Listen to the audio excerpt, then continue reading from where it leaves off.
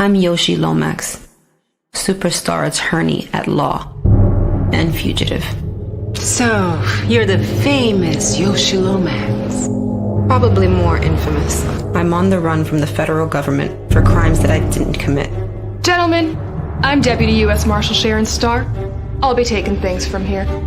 Not to mention being on the hit list of at least 3 of Miami's major crime bosses. I wanted to apologize in person for leaving so abruptly last night. Welcome back. That's Vladimir Kuznetsov, a Russian crime boss. He's been a suspect in over a dozen missing person cases. I mean, I didn't get here to be this successful for doing things the American way. I need a list of the jury for my case with Hanju. Oh, really? What's that worth to you? Oh, my God, you're such a... Mr. Santana is to be released upon processing. So what do you know about Sheldon Chisholm? What do you want to know about him? I really need to know if you're going to take my case. I don't have time to play, Miss Lomax. Money is not a problem. You know anything about his case? It's being handled by agents in my field office. I've learned that in this game of life, in order to win, Ready to dance?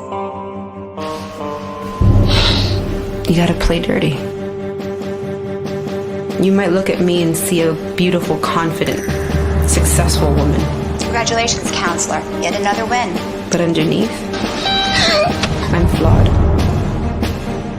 I'm broken. And I'm scared. So I have no choice but to run until I can find a way to clear my name. Miss Lomax is now considered a fugitive of the United States. Catching fugitives is my business, which makes her my suspect.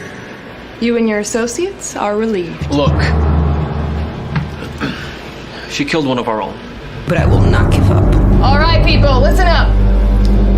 Get a picture of Miss Lomax out there so the public knows what she looks like. I will not give in. Okay. People, we got a game plan. Let's break and execute. I will not get caught. Time to go hunt.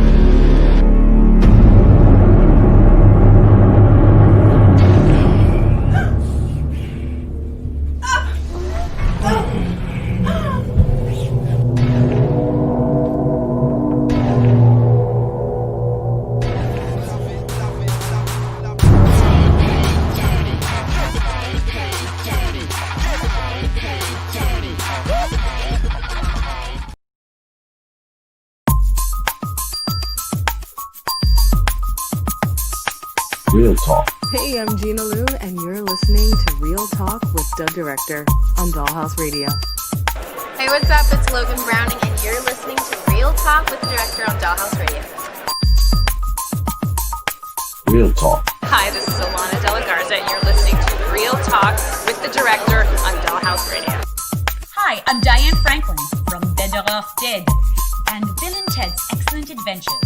You're listening to Real Talk with the Director on Dollhouse Radio. Hi, this is Monique Dupree, and you are watching Real Talk with the Director on Blog Talk Radio. Hey, I'm Stormy Maya, and you are listening to Real Talk with the Director on Dollhouse Radio. It's Vicky Judy, Orange is the New Black, and I'm here with Real Talk. Yo, what up? This is Jay Ellis, and you're watching Real Talk with the Director on Dollhouse Radio. Keep it locked. Hi, I'm Frida Parks, and you're listening to Real Talk Radio with the Director. Hey, I'm Issa Rae, and you're watching Real Talk with the Director on Dollhouse Radio. All I'm offering is the truth, nothing more. And nothing less. What's going on? Welcome to another edition of Real Talk with the Director and the Jedi Council. I am the Director. Be with you for the next 120 minutes or so. And Real Talk is brought to you every week, every Monday by B2S Media. Broadcast live via the World Wide Web on youtube.com/IE Network TV, facebook.com/Real Talk Radio. And we also broadcast on Twitter via Periscope. What's going on, people? Today is the 11th of January, the year 2021. and we have pretty cool show lined up. We're going to talk a little bit of I want to talk a little bit about the future of the Batman, which not just the film The Batman that's being filmed right now, but that's part of the reason, but just the future of Batman, period, because there's a lot of changes being made over in DC. And some of the changes that are being made are pretty interesting, to say the least. Speaking of the film The Batman, there's a lot of, problems from that set that's going on that I want to touch on. Also, today we'll be saying our list today. You're only going to get 2 lists. Unfortunately, Kev is not going to be with us today. I think he's feeling a little under the weather, so get better, Kev. Also, shout out to our boy Larry, another part of the Jedi Council who has been under the weather lately. I want to say get well to you too, Larry, of course.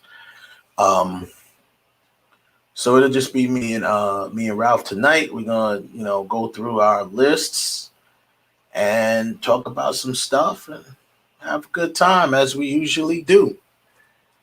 Thank you for joining us as usual. Shout out to everybody who is in attendance in the chat room. Shout us out. Joseph Tanner, of course, always holding us down. And everybody else that is here and will be here. We also want to welcome our Facebook family that's broadcasting on the Facebook page, certain groups, the Black Independent Web Series group, the In Case You Didn't Know group. Shout out to all of you. Of course, the MCBS at Full Sail University group. We're also broadcasting in there. I think I posted in the House of Tea group. Everybody that is that may be watching this, whether it's now or later. I've been seeing a lot of views piling up later. Like a lot of people don't catch the live show, but they do check it out afterwards. So if you are one of those people that is checking this show out afterwards, we thank you, and please continue to come back. If you can, catch the live version so you could jump in, throw some comments in the chat room, and once again, for the people, certain people and certain times, we may bring you on board, bring you up, let you talk, let you say something. Also, there's a group called Black Films Rock. Shout out to everybody in the Black Films Rock group. Special shout out to my girl Jen Garcia. She's also part of that group. I'm not sure if she started that group, but I know she's in there. Shout out to her. She's one of the people that in her show On the Block with Jen. Not sure of the times, but check your local listings. Check her out and see, follow her On the Block with Jen. And most definitely, she actually is the one who put me on to StreamYard, which is how we do our broadcast now. From she put me on the StreamYard, which good looks for that. We had her on the show when we did the show about sexual harassment on the set. It's a great show, which pretty soon we're going to be putting out highlights of the shows right here on YouTube, as well as it's going to be on Anchor, some of the audio of the show as a podcast. So we're branching out. Real talk, we definitely appreciate your support. Definitely support the show. Like, share, subscribe to the channel. Share the if we talk about any topic, even if it's one topic that we talk about, share it. I know we talk a lot of stuff. Sometimes we talk a lot of ish up here, but it's all good. share it. You know, even if it's one topic that you like, you know, with YouTube, you could share, you know, at the point where you know, where the show is. You don't have to actually share it. You can share the whole show, but you could let them know at this point in the show, this is what we're talking about. So good looks with that. Just wanted to put that little thing out there. Of course, what you saw earlier was the Playing Dirty promo, which Playing Dirty will be coming out this year, probably in the first quarter, and meaning between now and March, if not definitely in the spring would be the latest. Also, of course, that is directed by myself, my brother, the Clock Brothers, Heaven Hollywood, and myself. You know, produced and created, executive produced by Kiki Swenson. Big shout out to Kiki, one of my business partners, and she also, you know, she's a best-selling author, the Playing Dirty and the Wifey series. So shout out to her. She's got some other stuff coming, some big things going on this year. We're going to be working on a film of hers. I will not put that out there yet, but I'm just going to say we'll be working on a film with her, and we're looking at some people. So going to be interesting. Also, I'll give a quick shout out to my boy, one of my other business partners, my man, Devin, a.k.a. Troublesome. He is one of the best DPs on the planet, in my opinion. The man is a hard-working dude, does his thing. He's the man that brought you the look. If you see how good that Playing Dirty looked, that's because of my man, Troublesome. Word up. Shout out to him. So, you know, and of course, big up to my man, AJ Perez. Want to shout him out again too. He came on the show last week. He was our judge, and we really appreciate him coming on and doing the judge for us for our verses against the movie Years. And he's always welcome to come on the show anytime and kick it with us. And that's no further ado. We'll get on with the show. And my man Ralph, you're in the building, bruh. What's good? Hello, everybody. How's everybody doing? Just us tonight. I need a rematch. From last week. I lost by it was tight though. You was right there, man. You was right there. I know. I need a rematch. That's all. I invoke my rematch clause. Invoke the rematch clause. I know. We gotta let Kev know that. But well, I will say this. I mean, certainly, you know, AJ did a fantastic job as a judge, and Kev came up with that game-changing idea. Because I've thought about this after the show. I've been thinking about this for a week now. You know, I'm always thinking of something different. So with this, I think we should, if we have a rematch, the same rules apply except one other thing. I think we might want to add, right? Because I was thinking, like, a lot of times Kevin was saying, no, I wanted to say this one, but then he thought, dang, I should have said this one. Maybe over the match, you get one lifeline where, let's say you say Star Wars, okay, for something. Right. But you realize that you got a movie that's better fit for that category. You say, wait a minute, I'm going to use my lifeline for this category and change my. You only get one, right? Only one. Only one. Not per round, just not one. Per round. Over the course of the entire battle, that's get cool. One lifeline.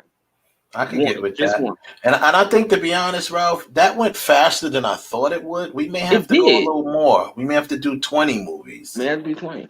Yeah, because it went faster than I thought it would. Yeah, it just you know what it was? I was thinking like 15, but then I'm thinking like I thought about it in the wrong context. I thought about it as 15 times 3 or something. It is 50 times 3, but it's really only 15 because we're all going that same go. You know what I'm saying? Like it felt like I was going to be, I don't know, for some reason I'm like, we're going to be counting down, 45 movies. I mean, yeah, 45 movies appeared. They were named, but it didn't feel like that. You know what I mean? So we may have to do 20 movies this time, because had we went longer, then you might have been able to pull out, like we would have came back around with genres. You know what I'm saying?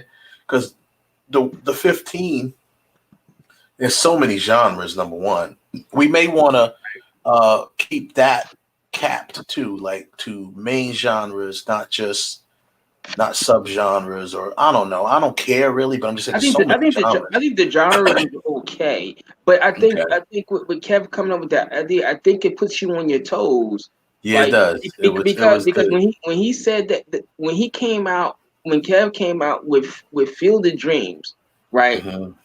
We're thinking it's a base, because it's a basic one, but he said fantasy Field of Dreams, and you thought about saying, "Whoa, wow, that was like out of left." Like, and I think, and I'm serious, I really think that was the movie that turned the tide for him when he said Field of Dreams, because I never would have put that with a fantasy movie. But then you sit back and you think, like, I thought about it, I said, you know what? It is a fantasy. It's just a fantasy movie, yeah.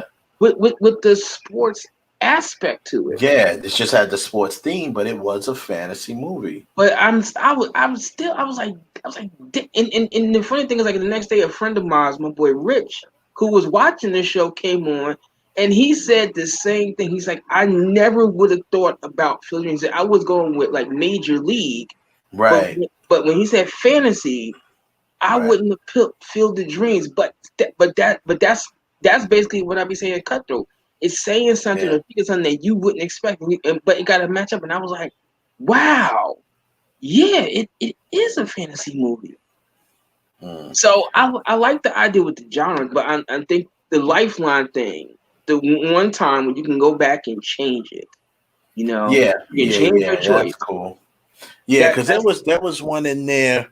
There was a couple of them in there that I missed, really, because I was just like, I didn't realize how that new rule, like you just said earlier, really puts you on your toes. Like it threw me for a loop. It messed me up. I mean, we all got thrown for. You said Kev thought about it, and he was thrown off. It was his idea. I know, because his idea. Because like he said, there was a bunch of movies for that year that he thought that he was going to come to, but like I'm sure like you said, like you sitting and you playing your spades hand, you got that. But what if we said as administrators, okay, from this point on, you know, the 6 of clubs and the 8 of diamonds is also going to be cut cards. You're like, oh damn! Now you got to reevaluate what your hand got, and that's where I felt. I feel like now I got to reevaluate what's in my hand, because of this new thing just came out of nowhere, and it kept me on my toes. Man, yo, Kev deserves some applause for that one, because that was brilliant. Yeah, I didn't get a chance to ask him throughout the week, like, where'd you come up with that? Why did you? I mean, it was good though. I really liked that, and it kept the judge more involved too, which was cool. So he wasn't just sitting there, we just naming movies out of nowhere, and he's like, okay, this is a better movie. It's like boom, and really. There's nothing wrong with it, because all of our years had plenty of movies in all of those genres. You know what I'm saying? The only one I had trouble with, I think it was I had animations. It wasn't animation.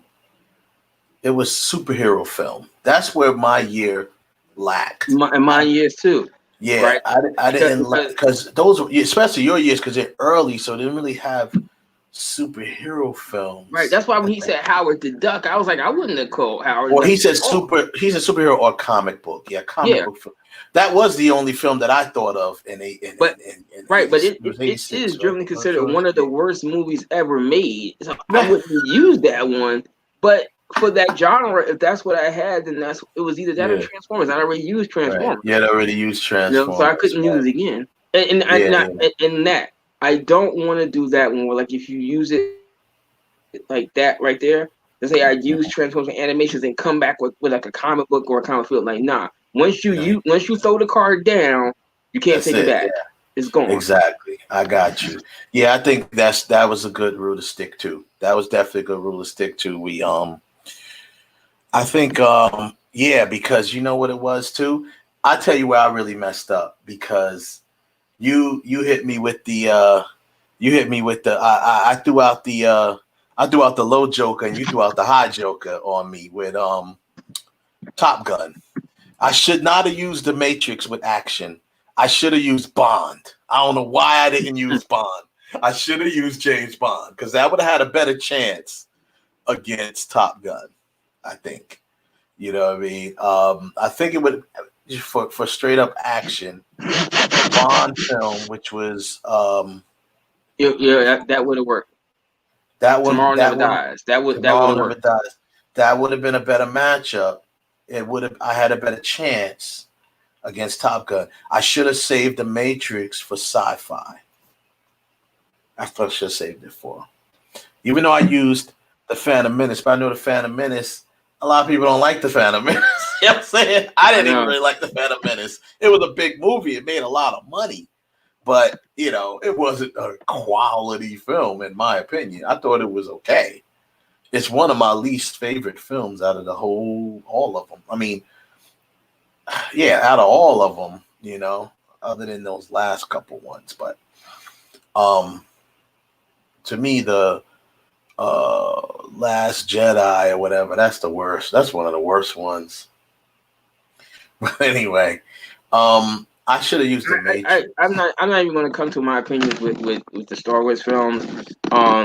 Because see, I had very high hope. I mean, like, personally, I didn't think that the prequels were, relatively speaking, all that bad, because look at the greatness that you have to try to keep up with, which is kind of hard. I do think the Phantom Menace sucks. I agree with you. It didn't I didn't like the Phantom Menace, but the prequels, what the prequels brought to us was what we always wanted to see.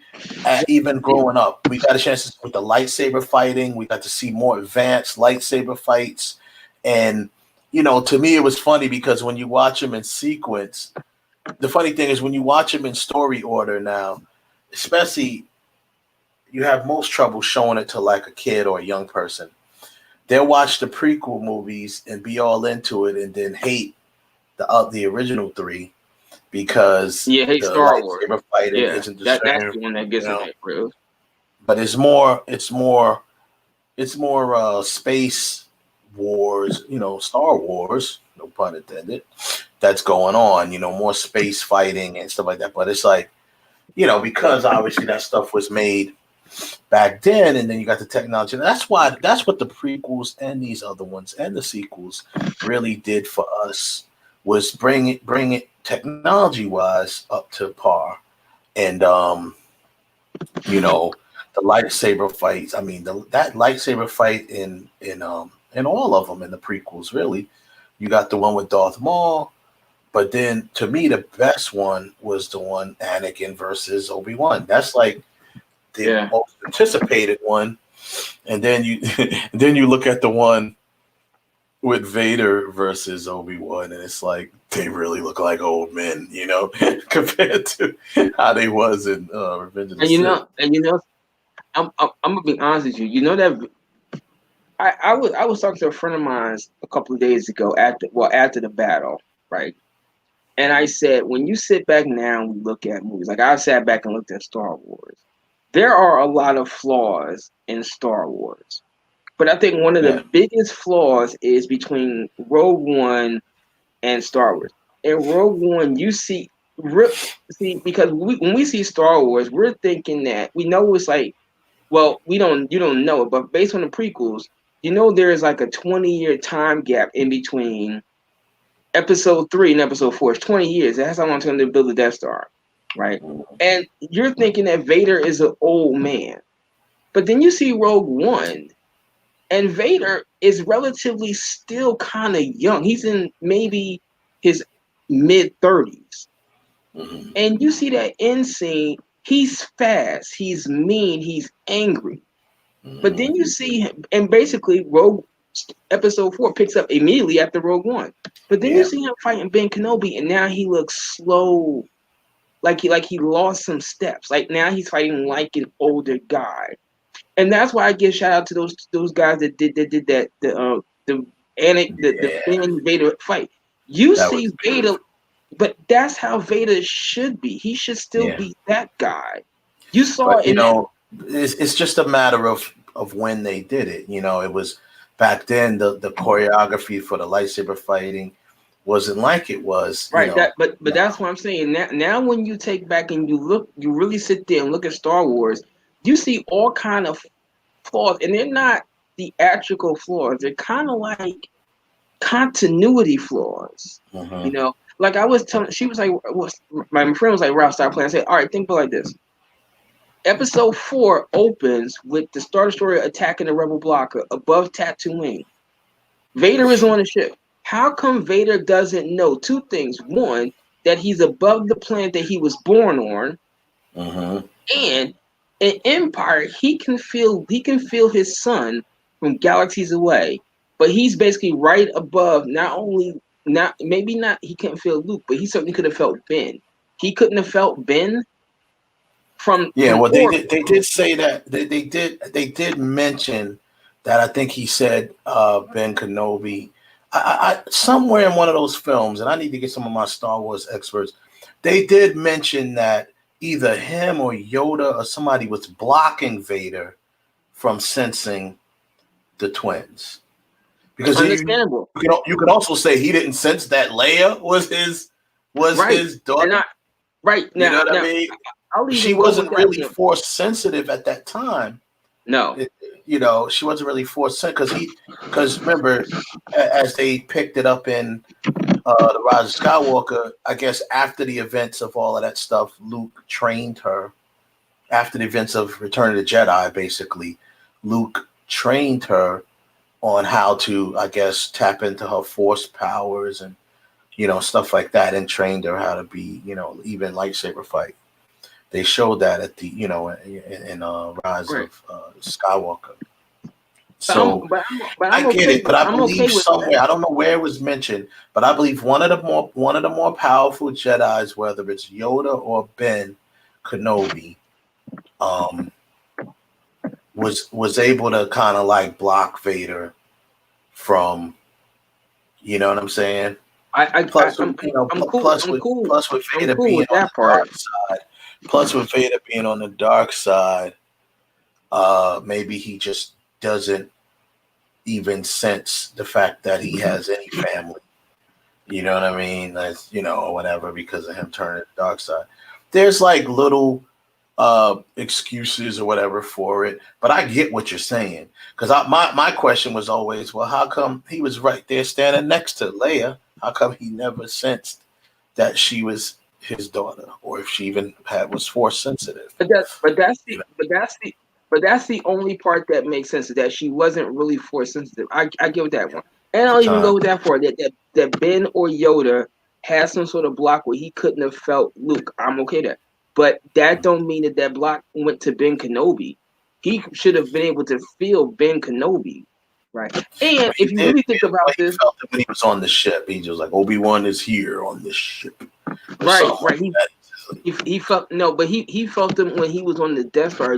But I'm saying in Empire, you get the perception that he can feel Luke from galaxies away, but he couldn't feel Ben Kenobi, who he's basically right above. He couldn't feel him.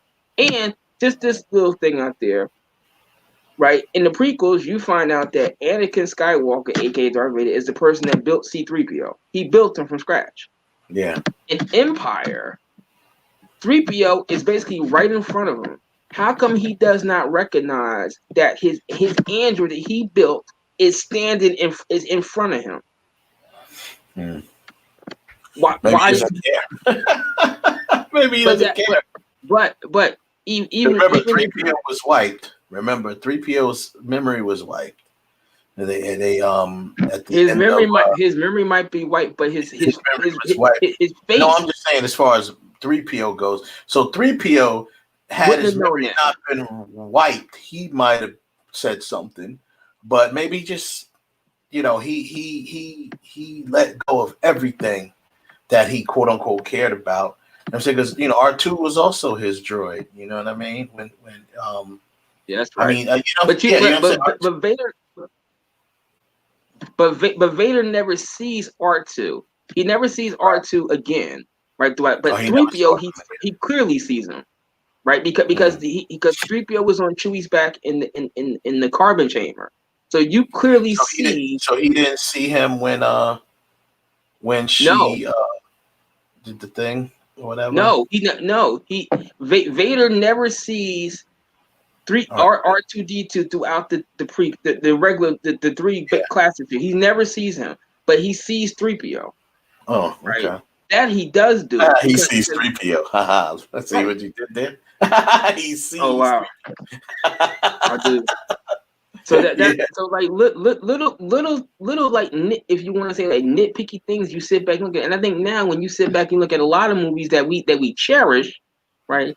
You see these things like now from how many different ways can you really sit there and say Back to the Future really is crap because of things in it that now looking at it that you've gone from seeing it like, oh my God, I can't believe they did this in the enjoyment. Now you sit back and now you subconsciously analyze and say, wait a minute, this doesn't make sense, you know? And I think that's going to be the fall of that. But I mean, that was just something that I was observing about something else, and I was telling a friend of mine. She said, "Well, I was crazy." I was like, "I'm not crazy." If you sit back and look at it, you're right. You're not crazy at all. I think there's definitely continuity issues in between. There's continuity issues in between the films, but some of them they tried to clean up. Like I said, I always thought about the whole droid thing from the droid perspective, but then when at the end of I guess it was Revenge of the Sith, when they were like, oh, so and so, and have the protocol droids memory wiped, and he was like, oh dear, and I was like, I'm like, oh yeah, okay, so they wiped his memory, so he couldn't remember anything about what happened beforehand.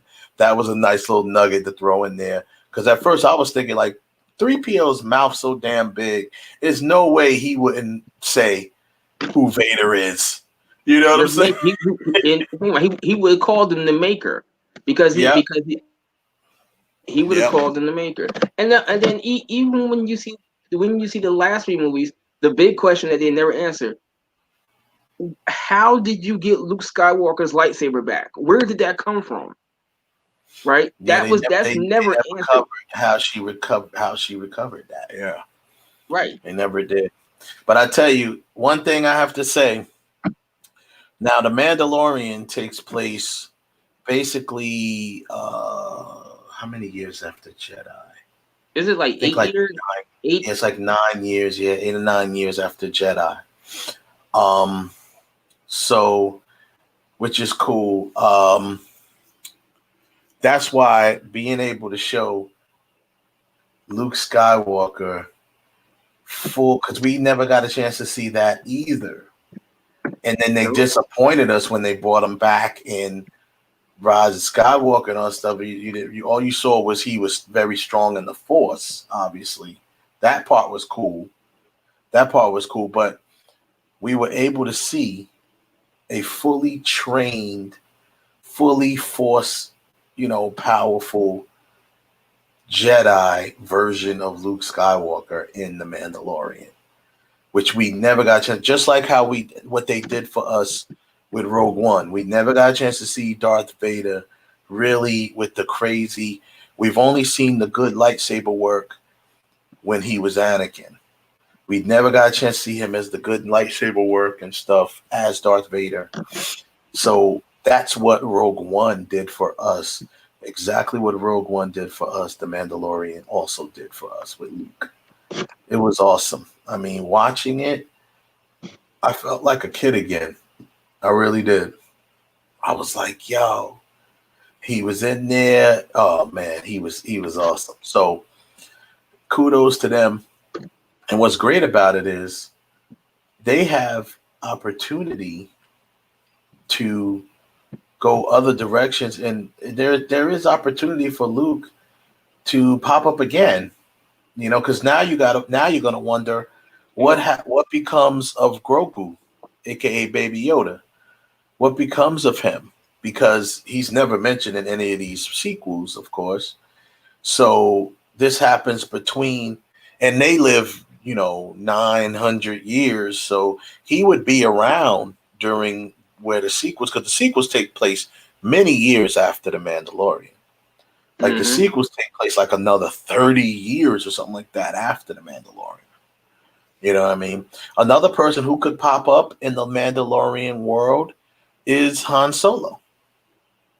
You know? Now with Han Solo, that's a bigger issue because Harrison Ford really doesn't want anything else to do with Star Wars. No, I get it. No, exactly. No, would he lend I wouldn't do it. Yeah, I wouldn't do it, but I'm just saying he can, unless they take the guy from the movie Solo and age him up a little bit. But I wouldn't do that. I hope they wouldn't do that. No, please, for God's sake, please don't do that. Or if it's just a quick cameo, they can do exactly what they did with Luke and make him, either deep fake or CGI. But see but even though that was CGI, that was Mark Hamill himself. They just de-aged him. So if you have Han Solo with Harrison Ford, be willing to come in to do the cameo and you de-age him. If he says I'm willing to do this cameo, there's one shot cameo, and you de-age him to make me look like I did in '85, then great. But I'm saying, he kind of doesn't really want to deal with the Star Wars universe anymore. He's kind of like checked out of it. Yeah, well, it all depends because The Mandalorian gave a little shot in the arm to the franchise because it's doing so well, it's received so well. It gave him a little shot in the arm, to be honest. So I wouldn't be, and being that Hamill came back and has so much, there's videos out there of Mark Hamill reacting to the Luke Skywalker appearance and stuff like that, and everyone's, it was a big deal. It became a real big deal. And kudos to Mark Hamill. There was literally people crying, reactions and stuff, people tearing up, crying, like, oh my God, Luke. But kudos to Mark Hamill. Mark Hamill, after all these years, he knows that everybody sees him as Luke Skywalker. He's done other stuff. I think even though we all know he's the voice of the Joker, he's Luke Skywalker. But after all these years, he doesn't run or shy away from it. He kind of still embraces the Star Wars fans. He's like, listen, this is me. I'm always going to be me. Why, quote unquote, turn my back on them because the series is over with? I'm always going to be associated with this thing. And things, even I think a couple of weeks after his appearance, he posted a picture. He said, I finally did my chores. He was somewhere, and the place he was at was called Tashi Station. So he takes a picture of him in front of Tashi Station, which is what he says in the movie. That kind of stuff enrages the Star Wars fans. Like, oh my God, he might be Mark Hamill, but he's one of us. He's one of us. Well, yeah, that's the whole thing. He is a real fan of the whole franchise. He's a fan of the story and the franchise. He's read all the books. Like he's really followed. He followed Luke's thing, story in the novels, and he knows all that stuff, man. He is truly a fan as well. Yeah. So Harrison's like, that's just another job to him. Because Harrison has other identities. He's got Indiana Jones. He's got what's his name? Jack. What's the dude's name from Clear and Present Danger? Jack Ryan. Jack Ryan. So he's got other characters that became franchise characters that he has done. So, that was just like, hey, of course, I'm sure that was a great time in his life, but, he's moved on, you know what I'm saying?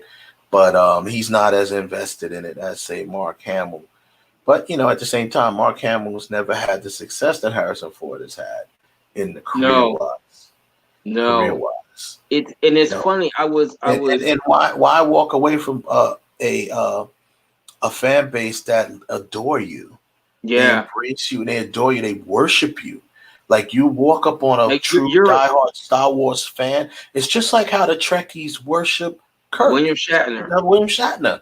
Yo, you see Shatner, you're like, what? It's like, it's just why I love. There's an episode on The Big Bang Theory where Shatner was in there, and he got a chance. What's his name? Sheldon got a chance to meet William. He met William Shatner, but he didn't know he was going to meet William Shatner. Yeah. And he got so nervous. William Shatner put his hand out to like shake his hand or something. He did. He threw up. He was so nervous.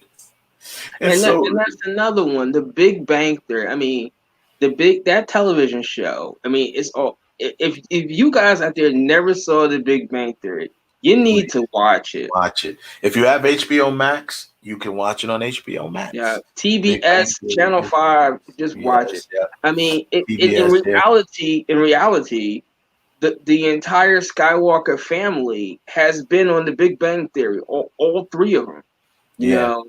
I mean, but like this one shot it. I mean, the episode that I really liked was. Then you had people from Star Wars, Next Generation. Next Generation was on, but the episode that I really liked was the one where Leonard Nimoy was there, but he really wasn't there. He was as a Spock doll, where the episode is where Penny buys Sheldon and Leonard this a toy transporter, old fashioned, and. You know, the thing was with us is that if you open it, it loses its value. So they both didn't open it. So Sheldon's up one night and Spock talks him into opening it, and he breaks it. So then what he does that he switches it. He gives Leonard the one that was broken. He takes the one that wasn't open.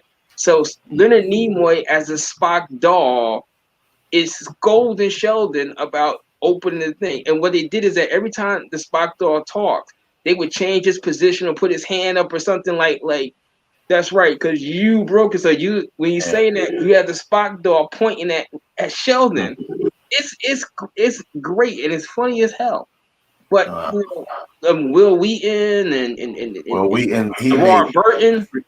Will Wheaton made frequent because matter of fact, they got this thing like him and Will Wheaton don't like each other. Like they always like, I guess because Sheldon. You know, is the type that has a problem with somebody, he's gonna say it, and even if it's with the character. So Will Wheaton just don't like him. He's always trying to avoid him. Did you see the episode where he tells him why he doesn't like him? I did not see that episode. Basically, what happened with Sheldon tells this story. He said when he was like a teenager, he took this bus ride to some city in some city in California to meet Will Wheaton at a comic book convention. But Will Wheaton thought it was cooler to be the center square on Hollywood Squares, so he put him on his list of people that he's just mad at. Man. And he kept carrying that over. Like every time he see Will Wheaton, he's like Wheaton. He kept carrying it over until Will Wheaton he gives him a limited edition Will Wheaton doll. Will Wheaton gives him his last Wesley Crusher action figure. Yeah, he gives him the last one, and that's when he ends the war. He's like, "Oh my God, Will Wheaton is really my friend." But then right behind him, Brent Spiner comes. He says, "Hey, I remember these." And he rips open the package. And he says, "Remember we used to put cherry bombs in these and blow them up." So now Sheldon's got a problem with Brent Spiner because he opened this gift. He was just that is hilarious.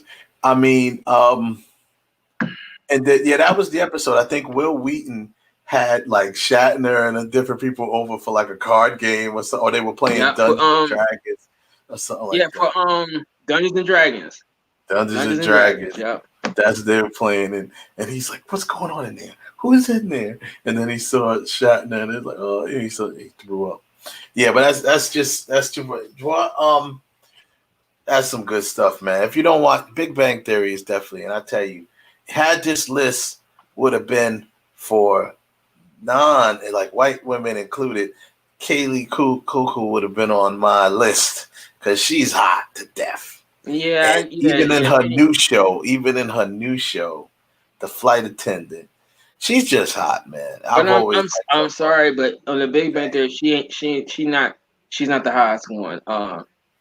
Bernadette is the hottest one. Not to me. No way. See, not to me. I know she's hot though. She's hot and cute. She's cute. She's hot. All that stuff. And I'm gonna tell you why. because I didn't know, but she used to be on True Blood. Yeah. She was on the first season of True Blood. Yeah. And that's where I was like, whoa. Yeah, So yeah. like all the big hair, the voice is all gone, and now you're really seeing her. You see her. Yeah. And I've seen that. Yep. True Blood was my show too. I may binge watch that again because I used to love that show. Man, that's where I said. That's why I used to say to people, I said when it came to True Blood that Anna Paquin had an opportunity. You know, of course, Bryan Singer messed up the opportunity to bring her back as the real Rogue and to be the sexy, provocative Rogue that we know from the comics. The ultimate Rogue is the ultimate forbidden fruit. You know what I'm saying? Because she's sexy. You can't touch her. You can look, but you can't touch. She's hot. She's flirty. She's sexy, but you can't touch her. You know what I'm saying? You may end up in a coma. If they did the role like how my man says, Suki. It would have been a whole different story. If she came back looking like Suki. Yeah. Yo, we used to shout out to my cousin Ant. Yo, we used to always laugh at that. He's just like Suki. Yeah. Suki Stackhouse.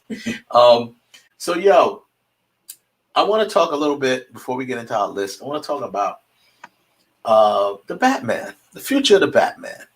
Okay. So it's been reported, and this has been reported a couple months ago. Then I just got confirmation for another inside source, not to be named, but close to the situation. There's a lot of trouble going on the Batman, the movie, The Batman set. I'm not surprised. Robert Pattinson is bumping heads with the directors, what's his name? Matt Reeves. They've been butting heads on a lot of stuff. Back in October, there was it was reported, now I don't know how true it was, but it was reported that I can't even read it without laughing, that Robert Pattinson faked the coronavirus. That he faked having the coronavirus. It says here. I don't even believe that one. It says here, 2 sources have come out and stated that there are big problems surrounding the Batman, with claims that Robert Pattinson may have faked the coronavirus and that the actor is butting heads with director Matt Reeves, which is causing massive issues with production. Right? And they said the gist of the claims of the problems and troubles has to do with Robert Pattinson not wanting to work out, which has led to a big conflict with Matt Reeves, as Reeves feels that stuntmen used for the filming will look a lot bigger than Pattinson, which this is true. Remember that behind the scenes, it was like a behind the scenes shot of the stuntman on the motorcycle. You could tell that wasn't Robert Pattinson. That dude he looked taller and he was bigger. You could tell that wasn't Pattinson. So this is all stuff they're going to have to compensate with freaking camera tricks. You know what I'm saying? So he said there'll be a lot. Okay, blah, blah, blah. The Batman isn't, okay, what they say here. The Batman has long been known to be in trouble. Production says Doomcock. I don't know what that is. There has been multiple shutdowns, allegations of coronavirus infections on set, whispers of problems with Robert Pattinson's attitude. In short, production of this film has been an absolute disaster. The Batman is in deep shit, as they say, and may be even delayed again for another forced shutdown. And that's what he said. Yeah, my sources alleges that all of that. Let's see, what does it say here? Okay. He explains the lockdown of Pattinson opportunity to get in shape. The lockdown gave Pattinson an opportunity to get in shape, but that Pattinson chose not to. And that sources filled him in that claims with Robert Pattinson had been the coronavirus, of having a coronavirus, is a lie. He said, my sources, this is the guy, what's his name? Something Doomcock. What's his name? What is his name? Is he like a producer or something? Blah, blah, blah, blah. Doomcock of the Overlord DVD. Oh, it's a YouTube channel. He's a guy from a YouTube channel. He said that. He said, my sources allege that all of that was a lie, that Pattinson being sick was a load of BS. A cover story to hide the real reason Matt Reeves wanted to shut down the production. When Pattinson showed up for the first day of shooting, the director took one look at him and lost his shit. He said Pattinson was supposed to be working out during the lockdown delay. And true to this tweet in May 12th, he didn't do ish. The director then decided to shut down the production, and he gave Pattinson 4 weeks to go work out and at least get toned. Obviously, if Batman is going to be fighting criminals, he has to be at his very best, at least be fit. And Pattinson looked more like a junkie than a guy that rounds them up. Jesus. So, cut to I'm just going to jump up a little bit. Cut to October 1st, says Doomcock about his sources told him, we got some info last night. Pattinson's back. During his absence, he still refused to work out. Director has thrown up his hands and is just going with it. The two stunt doubles are so much bigger than Pattinson and there is going to be no doubt when it is when he is not in the suit. As Bruce Wayne, he looks like a stick. This could be the one and done movie. This could be a one and done movie. Pattinson is in pain. Pattinson is a pain to work with, they said. So these are all things. Now, with that being said, and there's more, it goes on and stuff. This was read. I just read that off of Comic Book News, and that was an article by Matt McGlane. So here's the deal. With that being said, we know we've just got the recent news of Michael Keaton coming back to reprise his Batman role, at least for a couple of movies. You got the Flashpoint movie, all right, which makes sense because Flashpoint brings alternate Earths, the multiverse. Now, there's also reports of Tim Burton helming a Batman Beyond film. So Tim Burton will also bring Michael Keaton back to reprise Batman in Batman Beyond. He'll reprise at least Bruce Wayne. And obviously there'll be another character playing, Terry McGinnis, which is Batman Beyond. So with that being said, also there's a report. Well, just so people can see here, I just want to clear up the confusion. Some people thought that Michael Keaton was coming back permanently as Batman, and he was going to replace whoever they got as Batman, or Ben Affleck, which is not true. Ben Affleck will also be in the Flashpoint movie, reprising his role, and this is his last contracted job as Batman. We don't know what the future holds. That's probably going to depend on how well or not well the Snyder Cut does. Yeah, I agree with that. That's what I think that's going to I agree with that. Because somebody going to want to make a Justice League 2. Yeah. You're going to want to have Ben Affleck back in it. If the Snyder Cut, come out and it does it, and this strictly is just my opinion. This is not based on a gross or if the numbers go up for HBO Max, nothing. Yeah. If the Snyder Cut comes out and it is vastly superior to not only what the original cut was, but it's better than what people think, there's going to be a cry like, Ben Affleck, you got to come back and do it one more time. Yeah, you gotta do it. You gotta do it one more time because especially if the Batman movie, having all the problems that has happened, if it doesn't do well when it comes out, that's going to be more, like you said, cries of Ben Affleck coming back to a positive role, and we're going to see him in Flashpoint. So now Ben Affleck, but this is what I had said from Jump Street. The whole Batman thing, Warner Brothers, and this time, I am not going to sit here and say, the latte drinking, tattoo ankle having, yoga pants wearing. No, I'm going to say something that I was watching this really good documentary on HBO about the Bee Gees. If you haven't seen it, watch it. But yeah, I've seen it. But the DJ, he said some executive wearing a diaper. Some executive wearing a diaper said, hey, let's try to milk Batman for as much as we can. You're going to ruin your Batman name. You're going to ruin the Batman brand.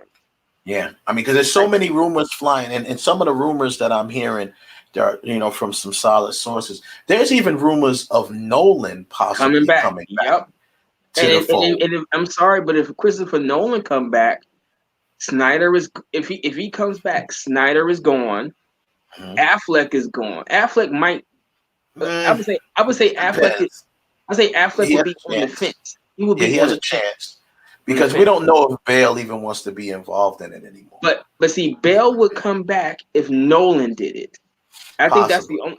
That's the only person that would direct. But here's the deal: Nolan and Snyder are good. Like they're on good terms. So meaning Nolan come back he would probably only take care of Batman stuff. You know what I'm saying? And because remember he consulted with Snyder on Man of Steel. You know what I mean?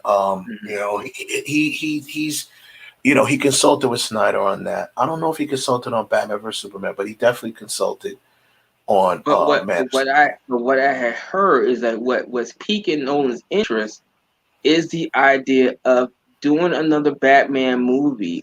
First of all, the thing is that because all the diminishing returns of Tenet, like, nah, buddy, that's got nothing to do with it. Nothing. What I think is piquing his interest is bringing his Batman against Phoenix's Joker. That's what's piquing his interest because it would not be some sort of special effects driven Joker or Batman. It still keeps it very well grounded in what he already established, and I think that's what's piquing his interest. But see, now here's my thing, though. Here's my thing. This is like it's always interesting to see directors take over things and mix with it because it's like, okay, so now who directs that film? Nolan. Does Nolan direct it, or does he produce it and let the guy who directed Joker direct the film? Nolan. I think I think you let Nolan do this one. No disrespect to Todd Phillips. No disrespect. I'm just saying, but Nolan sees Joker differently, obviously. But that's the thing. I agree with that. I think, but what I think is that I think you have to say he saw the Joker differently. Now that you have Joker out, I think it's got his brain working, and he has an idea, or a possible idea, how to integrate his version of Batman with this version of Joker and make a Nolan movie. Jared Leto would be out as the Joker forever. It's well, we already know. Yeah, we know he would be done. And like I said, to be honest with you, I'm not even going to say that only because of the multiverse. Anything's possible. So he may not be out forever, but the multiverse will keep him in the loop possibly. But but wait a minute, excuse me. But you know who else I think if Nolan does this, you know who else I think gets into this? I honestly think that Nolan, if he did this with his Batman and Joker, I think he also brings in Margot Robbie as Harley Quinn. Maybe, but it would not be that comical one that we've seen so far. It would be a real straight up menacing version of Harley Quinn. Yeah. Because Harley Quinn, is she met Joker from him being in the asylum or whatever, and she was one of the doctors or something like that. So it's easy to write her in. It's very easy to write her in.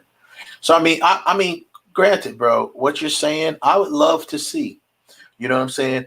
I would love to see it, and I'll be honest with you.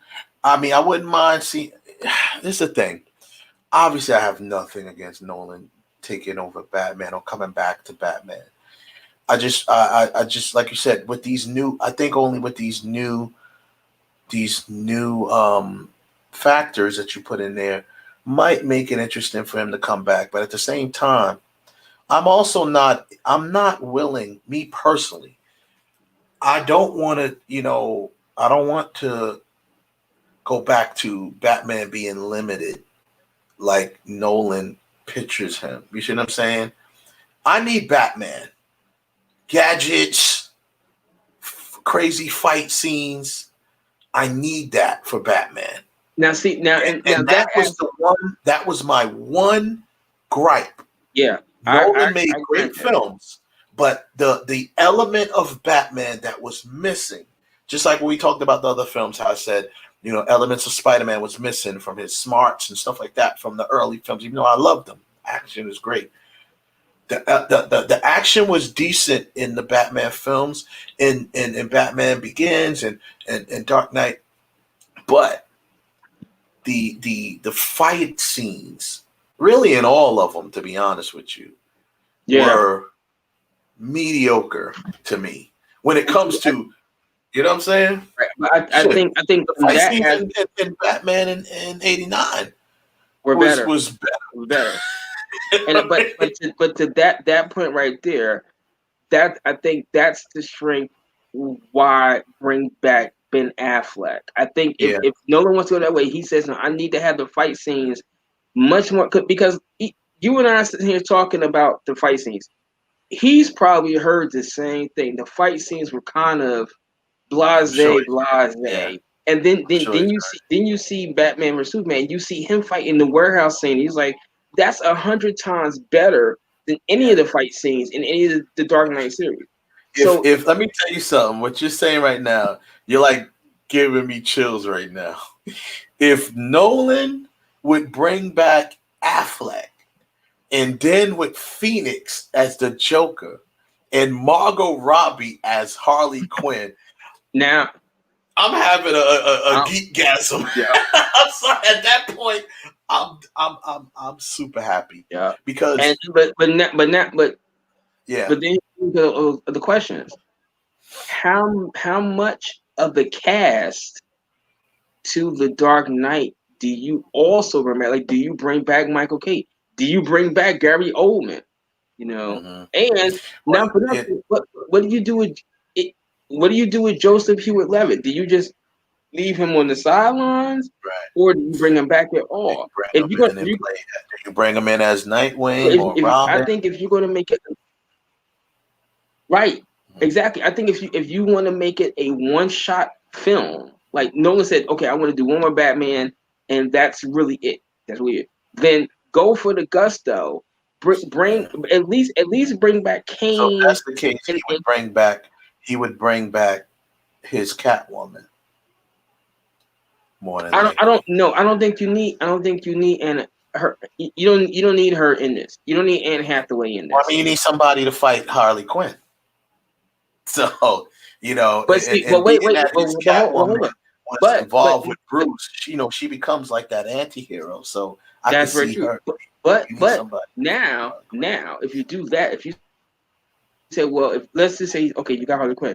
Now it's time to say, well, damn, maybe it's time to bring Batgirl into this thing.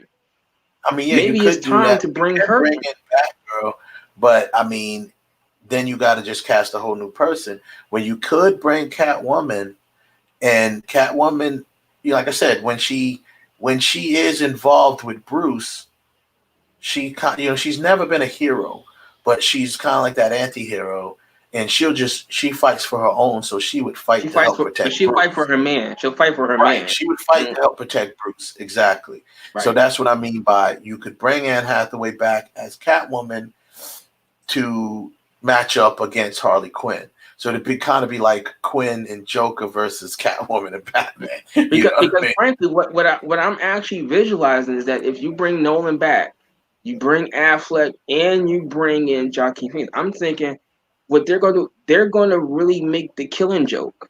They're going to do that. Do it for real, and then you bring in Robbie, and then you introduce the character of Batgirl, and somehow some other executive, the latte drinking one, not the diaper guy, the latte drinking guy, is going to say, we can incorporate of having Batwoman or Batgirl with our television series. Somehow we're going to try to bridge the two of them together.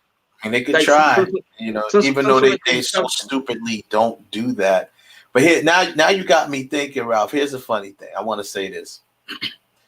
The ultimate Batman movie. Nolan, this is how I say. Nolan directing, Snyder producing, Affleck as Batman, Bruce Wayne, Robbie as, obviously Margot Robbie as Harley Quinn, Joaquin Phoenix as the Joker. Now, which Alfred do you bring back? Do you bring back Michael Caine as Alfred? Or do you bring back Jeremy, what's his name? What's his name? He was good too now. Jeremy Lyons. Jeremy Lyons was good. And here's the funny thing. One thing I am looking for in the Batman movie is my man who's playing, what's his name? You know who I'm talking about. He's Alfred in this movie. My boy, the dude who played Claw in the MCU. You know, he's I can't think his name right now. I gotta look his name up. I gotta look that up real quick, see who that was. Yeah. Oh my God! He did all of he does all the motion captures for Lord of the Rings and stuff like that. Him? Oh, Andy Serkis. Andy Serkis is Alfred in the Batman. Ooh! And you heard his voice in the you hear his voice in the trailer, and I'm like, he's got the voice. He really does because Andy Serkis got the ability to switch his voice up where you don't know it's him until you see. You're like, wait a minute. Yeah. Like, look, I've seen. You know how many times I've seen a long shot with Seth Rogen, and when I saw, I didn't know until the credits rolled that the guy that played the magazine guy, right, was Andy Serkis. I never knew it. Yeah. You know. That's a good question. And now I'm thinking, like, although I sat there and said that you bring back Gary Oldman, you got Jeffrey Wright playing Commissioner Gordon in this. I know, and I'm like, oh my God, bro! That's some interesting talent. I still think for that one you bring back Gary Oldman. I still believe it for Gary Oldman. But now that you said Alfred, which one do you bring? Because Michael Caine he was awesome. He was. But Jeremy Lyons. Lyons is younger. Is a little bit younger. Right. Yeah. But now you bring in this guy, Andy Serkis. They haven't had. I'm looking for a picture of him as Alfred. I don't think they've released a picture of him yet. No, I don't think they have. I think they're going to try to keep what some of the cast members are going to look like under wraps. Yeah, you know? They shouldn't though. But and now that I'm looking at the cast of the Batman movie, what do you do with Paul Dano and Colin Farrell as Riddler and the Penguin? I know. Well, Paul Dano he's doing a completely different take of the Riddler. Yeah, which is interesting. I think he's trying to play like Joker. I think he's trying to play like Joaquin Phoenix. He's trying to play the Riddler like Phoenix did, play the Joker. And it seems like his version is a cross between the actual, like the Riddler of obviously with the riddles and stuff, and then you got oh my God, what is his name? is Batman. Why can't I think of the name right now? Can't think of the name, man. But I can't think of the name. But see if I can look it up. And then Hush, Batman Hush. It's kind of like that storyline. You see what I'm saying? Because and for people who may or may not see, Batman Hush, they actually do have an animated film with it. You got the graphic novel, which was awesome, and the animated film as well. So it seems like he's kind of doing a rendition of like Batman Hush, and then you got the Riddler. So, it's very, very interesting. But I think the ultimate, and I'm sorry, I haven't even seen it yet, but I'm bringing Zoe Kravitz. That's what I was gonna say. You bringing Zoe Kravitz is over Anne Hathaway. Like, man, I don't think Nolan would, but I would. I haven't even seen Zoe Kravitz yet, but I've seen her. I don't know what she's gonna look like in that outfit. I've seen it. No. You see her in the trailer. She's in the Batman trailer. I gotta look at the trailer again because I look at the trailer again. There's a quick shot of her where she comes down from the ceiling and everything. She's in the outfit. She looks awesome. She looks awesome, dude. She looks awesome. Let me see if I can find a picture of her there. Man. I mean that I think that would be, and if you did this and let's just sit there and say somehow you actually did this and you filmed it the way we're talking about it, and even we still got the coronavirus, you put that into a theater, I think you're gonna say the hell with the coronavirus. I need to see this. I'm gonna do like our boy Kevin, go get me a hazmat mask. Yeah. I don't care if I gotta put on a whole hazmat suit, my dude. I need to see this in the theater. Now there's just pictures of her. I'm trying to see if they got a full picture of her. I see an image of her as Catwoman. But I'm trying to see, like, dude, is there a full picture of her? There's one right here, but I don't think it does it justice. This might be it. This one right here. Let's see if I can bring this up a little bit. Yeah, because I think someone tweeted this. I don't know if it was her or whatever. Somebody tweeted this. See if I can bring that up on the screen just so our viewers can see it right there. And not for nothing, I mean, Michelle Pfeiffer could still do it. Do you? Yo.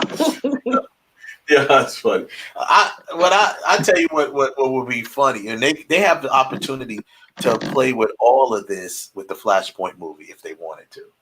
They could literally do a multiverse and do exactly what they're doing with Spider-Man. They decided to go crazy with it with Spider-Man, and they brought back all of the people from pretty much all the movies. There's word of Alfred. What do you call it? Coming back. Alfred Molina or something like that. Yeah, coming back, reprise his role as the Doc Ock. And I mean, in my opinion, he stole that movie. He stole the second movie as Doc Ock. Oh hell yeah! One of the best villains. One of the best villains. Period. In my opinion, he's ranking. That'd be good. We could do it one day. Do a top villains in movies. Who has played the best rendition of a villain? Obviously, when we talk about there's different Jokers. There's Doc Ock. There's Magneto. Norman Osborn. There's two different versions of Magneto. We got, of course, Thanos would probably have to be off the list because he's definitely probably number one. He freaking snapped the whole universe away. But something, honestly, even if he was on the list, even if he was on the list, I think that he would have to be excluded because he's CGI. He's not. I mean, even though Josh Brolin was playing him, he's just playing the voice. It's a CGI character. Yeah. He's not actually there. Whereas, like you said, Killmonger. He's really there. That's a different story. Yeah, it's true. And But I tell you another villain in the whole universe is he's not on the film, but he's on TV. Thought it was one of the best villains that I've seen, especially on TV, was the dude who played what was his character? His name was Kilgrave on Jessica Jones. That was a very good villain. He was a great villain. He had like Kilgrave has like mind control where he has like suggestive power. Like he could just say, he has to kind of say it to you. He can't just do it. He can't just control your mind like Professor X. He can, he says, he'll say to you, hey Ralph, why don't you know what you should do? You should slam your head on that television. You know what I mean? And he has to like say it to you, and then he says it to you, and then they do it. Like they'll do that. You know what I'm saying? And he's like, oh yeah, why don't you take a walk off that building? And people just do it. Like he has that type of mind control, and he was a very good villain. That would be a nice list to make too. But yeah. Catwoman. I'm loving the idea of Zoe playing Catwoman. She is so. We already know. And the only reason why she's not on my list because she ain't in no TV shows that I've seen. Or is she? Not that I've seen. I'm just saying. I'm only kind of going. This list wasn't hard for me, but I haven't watched a lot of TV this year.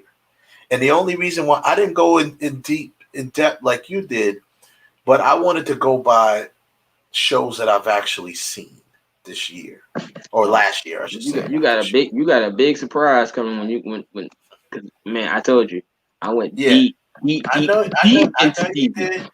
And I wanted to go with people, huh? Like Eddie Murphy said, I went deep into TV. Deep. This is deep, but I'm going deeper. Yeah. So I went like that. So that's why I didn't use. I haven't seen her like a regular on a TV show, but I'm happy with my list. They're mostly of shows that I've watched in 2020, and and I'm happy. We'll get to that in a moment. But yeah, just wrapping up this Batman story.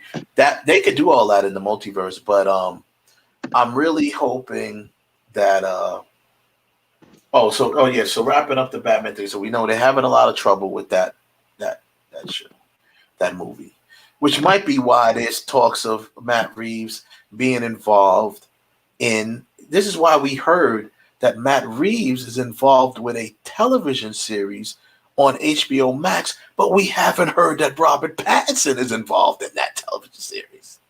This could very well be the reason, because from what the reports are saying, Matt Reeves can't stand Robert Pattinson now. They're like they can't stand each other. They're buddies. He's a nightmare to work with. He's like, yo, you gotta work out, man. You know something? I'm gonna say this, and it might be not too far fetched. I think that the biggest problem with the Batman movie, beyond executives and all that stuff, I think it's the coronavirus. I think if the shoot had just went straight through like a normal film set, I don't think that maybe a tenth of the problems that they're having right now would really be a problem.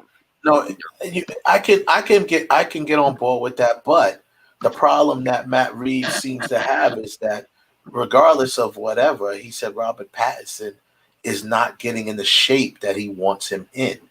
So it's just like, I mean, look at all of the shit. Look at all of the training. I mean, to be honest with you, you have no excuse, Robert Pattinson.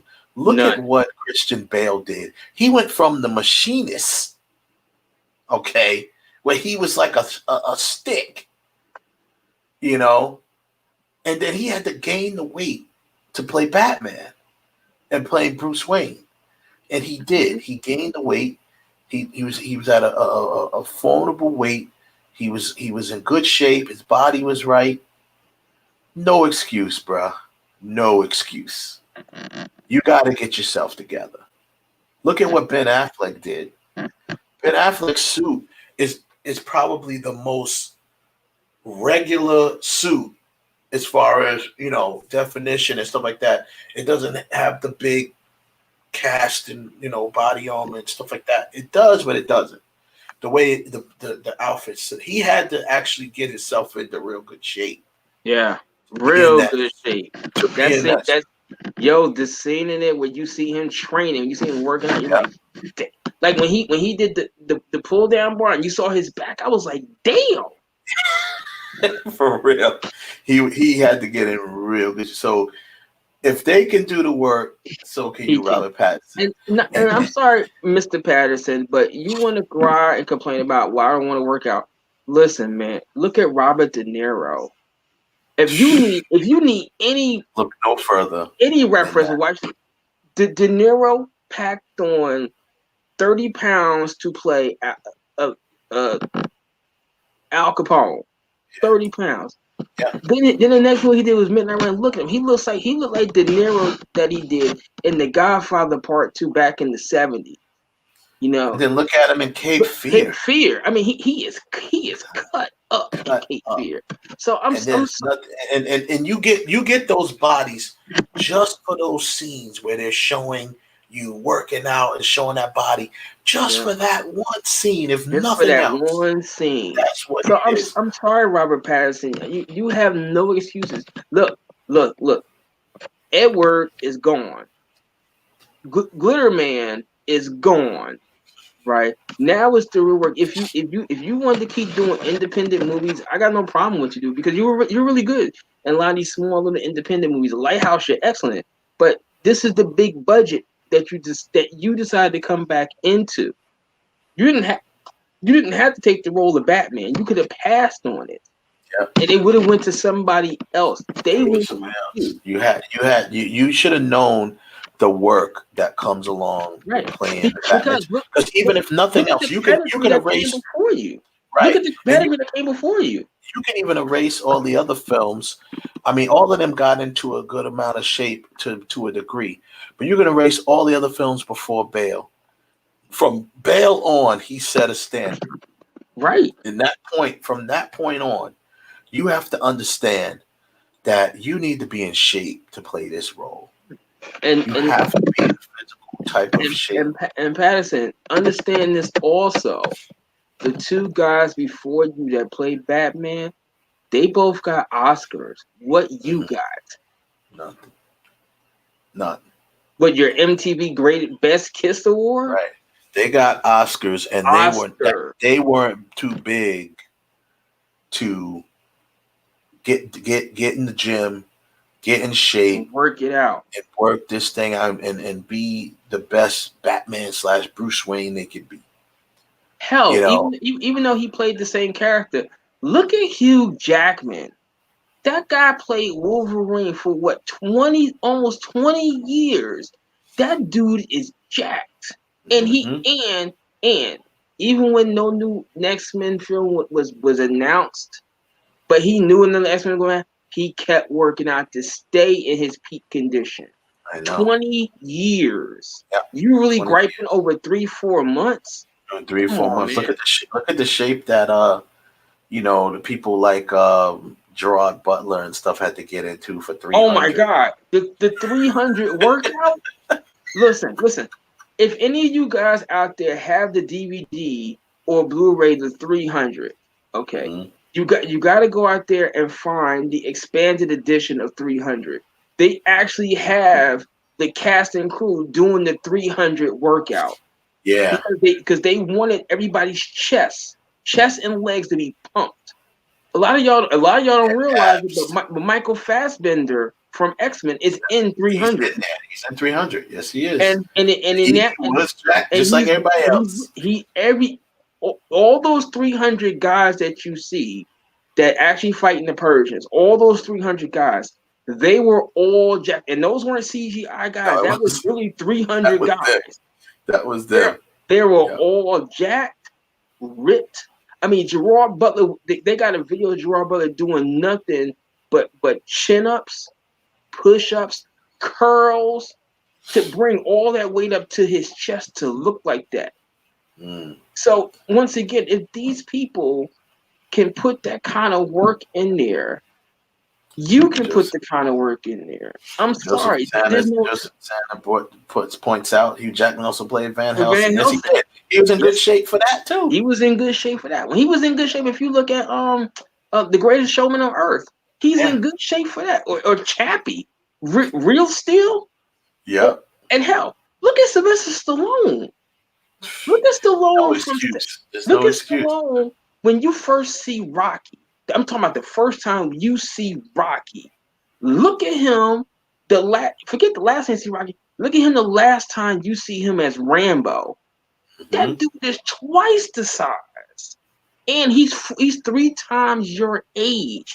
Stallone is almost. I think now Stallone's almost 70-something years old. And look at him now. I'm sorry. That's part of your acting commitment. That's part of your commitment. And this is the last thing before we go on to our list. I want to say this also with Pattinson. One of the things that would have really put a lot of the naysayers at ease is if you would have showed up looking not like Robert Pattinson, looking not like different. Edward. See, not like Edward. You working out as Edward didn't matter. It didn't matter if you worked out as Edward. It really didn't. Even in the trailer, which some people, and even myself, I was like, okay, the trailer it's not bad.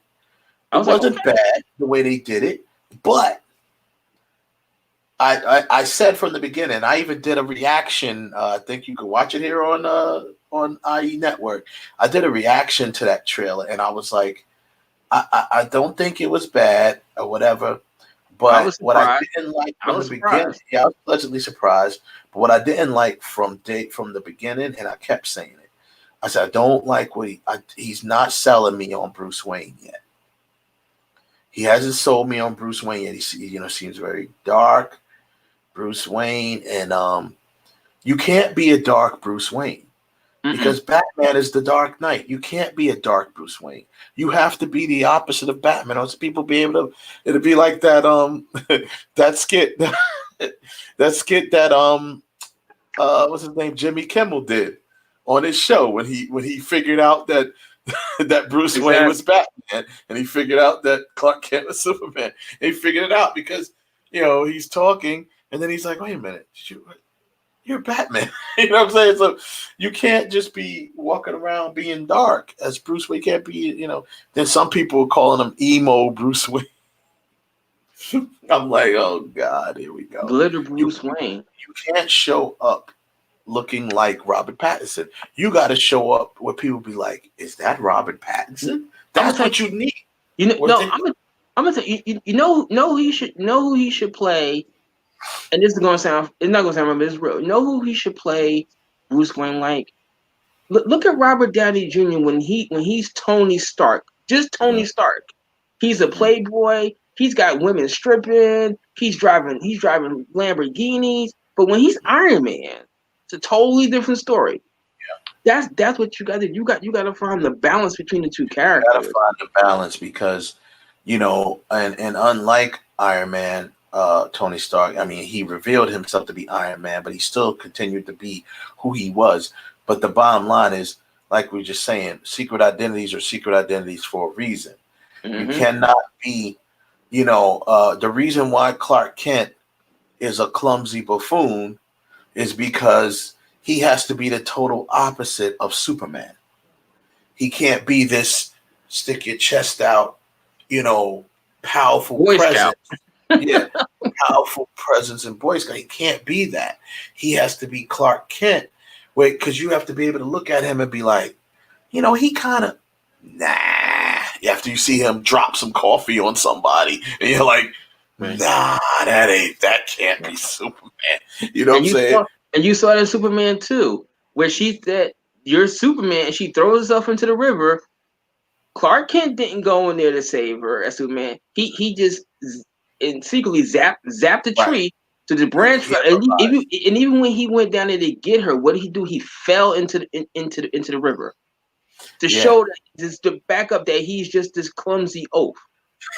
Right now he very easily could have changed like that and got Superman, but that would have backed up her story and she would have known.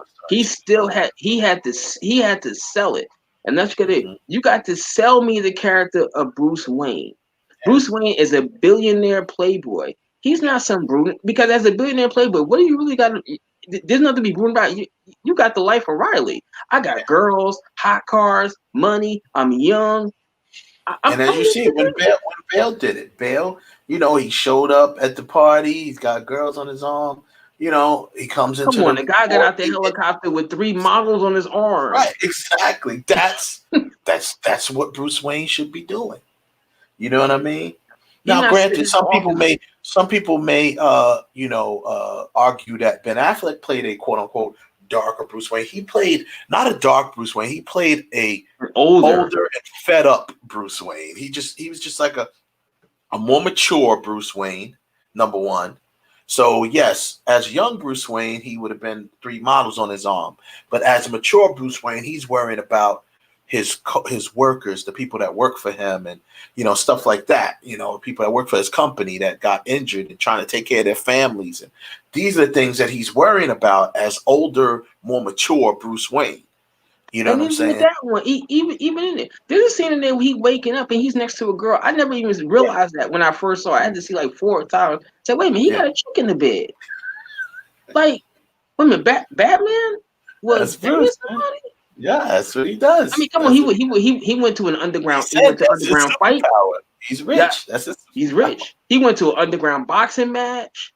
He's going to events, charity events and stuff. He's not. Bruce Wayne is not worried about anything because he's rich. He doesn't have to worry about it. Batman has got stuff to worry about. The world on his shoulders. He's got the weight of the world and Gotham on his shoulders. So that's where I'm saying I did not like the fact right out the gate, just from viewing. I did not like Robert Pattinson, still looking like Robert Pattinson as Bruce Wayne. I didn't like that. And he still got the long hair, the hair over his face. And I'm just like, I didn't like that. But we'll see. He's also supposed to be a young Bruce Wayne, whatever. It's only like the 2nd year of Batman. But, Christian Bale didn't have his hair all long in his face. You know what I'm saying? As Bruce Wayne, even in the 1st year. The only time it was long was when he went to, retired. When he was training. Yeah. That was it. You know what I'm saying? He was training out there at wherever he with Ra's al Ghul and all of them. So so that's my gripes there. But I think we will continue this talk about I think this Ultimate Batman. I'm gonna put a list together for next time. I like what we're doing here. This has sparked my interest because Best comic book villains? Well, both, but that too. But I mean, how we was talking about putting together the Ultimate Batman. Oh, the Ultimate Batman movie? Yeah. Oh. Who's gonna play each character if we're gonna take them? If we're gonna go with, I'm sorry, I don't give a damn about. I know what's his name? Dano is a great actor, but I'm sorry for that. For right now, I can't take Dano as the Riddler because we haven't seen him as the Riddler. Jim Carrey is he destroyed the Riddler role. He was perfect. He had a perfect balance of the old school Riddler that we knew from the old Batman movie, show, Batman TV show. Yes, he did. But with a more cynical, with like a living color kind of twist going on in there, sinister. Just really psychopath type of twist to him. Because the Riddler in the Batman show, yes, they were all obviously a little bit insane, but he just gave you that. This dude gave you that insane sociopath thing, that Jim Carrey did as the Riddler in he was definitely very animated. Yeah. And a lot of people gave him crap for this portrayal. I was like, yo, he's portraying it like it should be played. Because you see parts where he's trying to be funny, and in the snap of a moment, he's going to super serious. He's like, yeah, I'm gonna get his Riddler. He said, but which one will it be, Batman? Yeah. He knew Jim Carrey. Yo, Jim, if you watching, man, listen. I know people give you a lot of crap for Batman forever. And that's not your fault. That's Schumacher's fault. That's not your fault. You were good. You were good. Now Tommy Lee Jones, nah.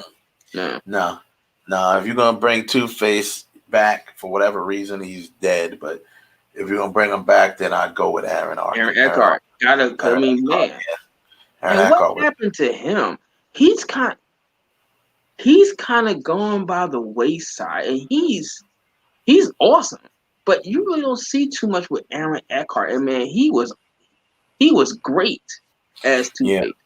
I don't even think I would tap into any of those other. In my Batman Ultimate movie, I'm only going with. I know everyone is tired of seeing the Joker, but I'd go with a different villain along with Joker and Harley Quinn, because to be able to, like we said, to be able to have Phoenix, Joker, and Harley Quinn together would be a nice mix. It would definitely be crazy, and they would definitely have they'd be a much better fit than what she did on screen with Jared Leto. I kind of like the idea of Joker and the Riddler together. You got jokes and you got the riddles. I kind of like that idea. But but honestly, if we're going to put a Batman, I really want to see Batman take on someone that has never been visualized in the movies. Yeah. You know? He has plenty of them. He's got plenty of. He's got tons of them. To me, and to be honest with you, in my opinion, any character that appeared in that Batman and Robin movie, erase that out your mind. They did it with Bane. They did Bane. They redid it with Bane. Now, if you want to redo Poison Ivy, yeah, I'm go with that. But you know who I would like to see? Nice Poison Ivy. That would be interesting. That would be an interesting. That would be an interesting character. Who would be a good Poison Ivy? But I would like. But you know who I would like to see one guy I'd like to see Batman take on? What was the villain that knew about time? Was it Time Stopper or whoever he was? The guy that knows exactly how long it would take Batman to ball up his fist and throw him a punch where he could move. That throws all kinds of things, because now all that training that Batman has done goes by his side, because he knows how long it's going to take you. He knows your reaction time, right? And he can even. So now you got to come with something that he's not expecting, and that would tap in what you said once before. Like, one thing that was missing in Batman movie is how smart Batman actually is. Is that the Clock King? Is that who you're talking about? Maybe that's who it was. The Clock King. He had. I know they used him once on the Batman animated series about that he could actually. I think it's the Clock King. I think that's him. Now that's a character I think you could do something with. He's certainly one. You know, he's one. I'd also. I mean, Bane was good that he did that. There's a lot of them that he has still. You know, you got Clayface if you really want to be wild with it. You know what I'm saying? That would be interesting to do. There's a lot, man. There's still a lot of them out there. And, I mean, hey, it's been a long time since we've seen the Penguin, so they're doing it now in this movie. But that's another complaint that I heard. Once again, this might end up being another Batman and Robin, because they're putting too many people. They're putting too many villains in this one film. That's how you can tell they may not. This is definitely going to be a one-off. There's not going to be no sequel, because they're just throwing everybody in this movie. And you didn't need to. You could have just had either the Riddler or the Penguin. Unless you're going to do that, which would be a waste, like what they did in Dark Knight, where it was really Joker, but you saw Harvey Dent turn into Two-Face, but that was really towards the end of the movie. Yeah. Now, if you're going to do something like that, villain you could bring in, which he's a shared villain, because he's also a big villain of the Teen Titans and stuff, but he is a Batman villain as well, is Deathstroke. Oh, if yeah. You bought it Deathstroke. Mm-hmm. Deathstroke is like that. He is he would be him and Batman. A Deathstroke fighting Batman. That would be great fight scenes. You're in for some great fight sequences for something like that. some great fight sequences. So, but we'll go ahead and we'll put a pin on that and come back to it next week or whatever. Joseph, is this the guy, the Mad Hatter? Is that who was the guy that could Mad Hatter he was talking about? Yeah. Yeah, well, that's not the guy. that... No, I think that's just another villain. I think the one you talk about who knows about all of the time and all that stuff is probably the Clock King.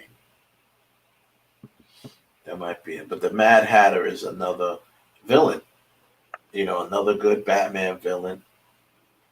There's so many, you know. There's so many Batman villains. I mean, to the credit of all of the filmmakers, we have seen the most popular ones, and we have seen probably some of the best ones. Obviously, his greatest villain is the Joker. Bane was done well. Bane's a big villain of his too, because he's notorious. Even in the comics, he was the one that broke Batman's back. You know what I'm saying? So you had that. We've seen all, the Riddler. We've seen them all at least once, but they haven't jumped into Clock King and everything. We've even seen Scarecrow,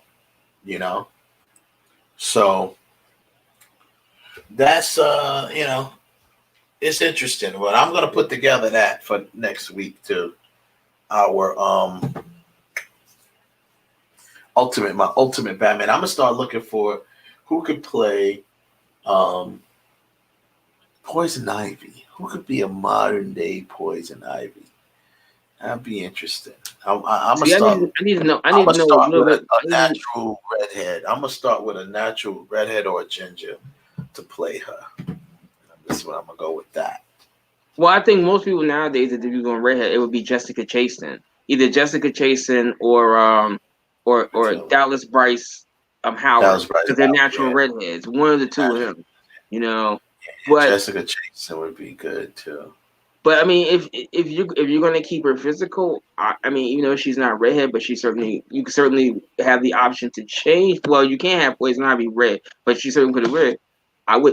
Rebecca Ferguson from Mission Impossible, I certainly like her. I mean, you can find a very adequate actress to do the physical part, but it's not all physical. She got to be able to really act. She's got to be able to act. She's got to be able to act. And Poison Ivy definitely has to be. Let's be honest. We're gonna be men here, but we got to be honest. Poison Ivy's got to be sexy. I do like Rebecca Ferguson from the Mission Impossible movies. I like her a lot. She brought a way different energy to the Mission Impossible movies that was actually lacking, because she's really like the most dominant female in those films, and so much that they keep bringing her back lately. They brought her back a whole lot quicker than Paula Patton.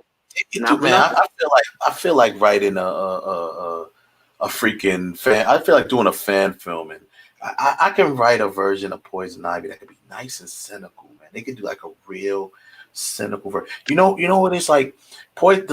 This is my last point.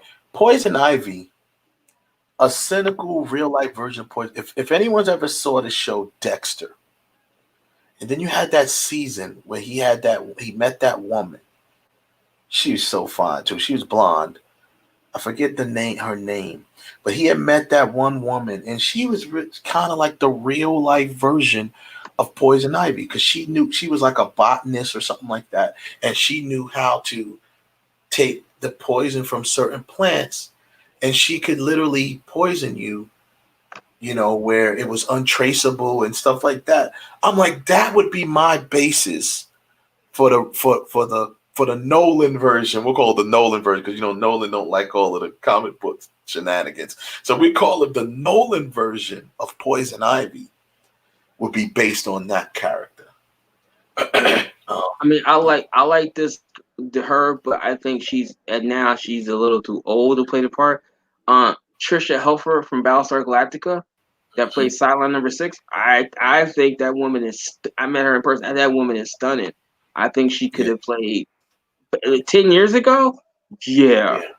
They are doing a returning season of Dexter too, right? Yes, they are. Yes, they are. Dexter. So, I just before we go into the list, I want to find a picture of this girl. I just can't remember her name. She was in like season 7, maybe seven or But eight. you know who I would be tempted to cast if I was going for a younger Poison Ivy. I've been binge watching the show for the last 2 days. Cobra Kai. The girl that's playing Tori with a Y in Cobra Kai. Peyton List. I could see her as a younger, because I've been looking at her on Cobra Kai, and that fight that she did in season 2 at the end, it was like, I was looking at it last night, I was like, wow. And if y'all ain't ever look, watch Cobra Kai. Cobra Kai is funny. Cobra Kai is still on my list. I haven't gotten through. I haven't gotten around to it yet because I'm finishing up Sopranos, and then I promised myself and I promised several black folk that I will start The Wire. So I'm gonna start The Wire. But I went and got some stuff to increase the Wi-Fi range in this place. But I was at work last Tuesday and I was walking by, because on my way out of the job, I always walk by the DVD section, and we have the DVD for Cobra Kai season 1 and 2. It's like $19. I was like, oh damn, let me pick it up. And I just been watching literally the last 3 days. I watched season 1 and season 2. I am thoroughly impressed with it. Now I got to see season 3, because now you brought back almost everybody. How many episodes are in the season? I think it's 10 episodes a season. So it's like 20 episodes. And they go by really quick. They're like 30, 35 minutes. I mean, but they're really, really good. And I know the third season, because I believe in the trailers, the third season, they brought back people from, like, if you remember the original movie, Allie, played by Elizabeth Shue, she comes back. Yeah. The guy that he fought in the second movie, Chosen, he comes back. The girl that he met in Japan, she comes back. So, like, they're bringing back, the only person that hasn't really physically been in this that was in the Karate Kid movie is Pat Morita. But his presence is all in the series. You know? I mean, hell, I was just watching one episode. Katia Winter, who's been in a lot of other shows. She was in 24. She was in 24, and she was also in Sleepy Hollow a couple of episodes. I remember her in that. So she's in a lot of other stuff. She played that character. Her character's name was Nadia. That was the name of the character. And that character was serious, man. She was Poison Ivy in real life. She was like the real life Nolan version of Poison Ivy. No fully animated type and not overplaying it like how Uma Thurman did. So I'm not saying that we bring her back, but I'm just saying I'd use her as the basis for a nice cynical. Who knows? I might be able to do it because I'm actually applying for this WB workshop, which is interesting. It's a director's workshop that I'm actually applying to. I don't know if I'm going to get in it or not, but if I do, you never know. Maybe I'll be directing one of these films, and all the stuff we talk about, I might be able to, once I get in the door, I can bring you and Kev and everybody in the building, and we can all try to right the wrongs of WB. Y'all don't want me at Warner Bros. I'm gonna be there with the sign, latte drinking, tattoo ankle half. I'm gonna have the big picket sign. I don't know him. Revoke his studio pass. I don't know him. Security. All right. So anyway, so now we comprise this list of the top. Now I named it because I wasn't sure. I didn't think it'd be fair to be just black women, but I just named it like a BIPOC, which is people of color, black, indigenous, and people of color. So this is the top 10 BIPOC actresses on television in 2020. All right. So I know, Ralph, you did an extensive list and search and research and more research and research. And, too much research, which is awesome.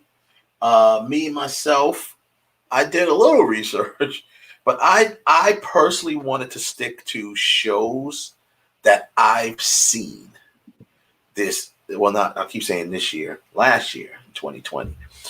I want to stick to shows that I've seen. I just felt, and I came up with my list. And we will, we'll get into it. I don't know how you want to do this. You want to go? Now I'm gonna let you go and see what you got, and then I'll get. Yeah. Okay. I don't know if I have any of the people that you have, other than we did discuss Journey Smollett, but all right. So I'm just gonna go like this. Let's see if I can. For my number 10 on my list is Sasha Banks. The wrestling. Yeah. And I'll tell you why. Because she played a character in The Mandalorian. And she was awesome. And she was sexy as hell. So yes, the wrestler, Sasha Banks, that's her in her wrestling get up. And but she was actually credited in The Mandalorian with her real name. I forget her real name, but it's not Sasha Banks. That's her wrestling name. But she's number 10 because she was fine, bro. And everything she did in The Mandalorian, I was like, she is fine. I didn't realize who she was because she looks different here in the way they got her look in The Mandalorian. I mean, she looks fine here, as the wrestler, but she looks different a little bit here. Yeah. And she's fine, man, as a wrestler too. But she's on my number 10 since I saw The Mandalorian this last year. My number 9 is number 9 is my girl. I'm actually friends with her on Facebook. I've been going back and forth with her agent trying to get her on the show. Hopefully we'll get her this year. Is Shannon Thornton from P-Valley. She's in the show P-Valley. We may have her. This is her here. We may have her. That's a shot of her from P-Valley. Hopefully we'll have her this year because I've spoken with her numerous times on Facebook and stuff in Instagram. We post on each other's comments. Comments on each other's posts. She's a very cool person, very down to earth. She was also in Power. We were trying to have her all the way back last year when she was in Power. Actually, the year before that when she was in Power. I'm gonna tell you something because she is on my list. You know what she was actually in, but she looked completely different. She's in one of the Harry Potter movies. Is she? I did not know that. I think it's the 5th one. Remember when one of the movies opened up and Harry Potter was sitting at a diner and this black girl comes over and starts talking to him? That's her. And she's also in she made a appearance in Luke Cage, the TV show too. And Luke Cage. She had that one. It was like the one scene where they busted up one of the crack houses. I think she was playing like a crack girl or something, but she was like, or they was, she was like drugged up. But then when they were asking her about, have you seen, did you see what he looked like? The guy who came in here, she just was like, he was fine. She's like, I just know he was fine. That shit was funny. But I think that was her. I'm almost sure that was her in there. So she's number 9 on my list. Okay. Number 8, I'm gonna go with my girl Dewanda Wise, who plays Nola Darling on She's Gotta Have It, the TV series.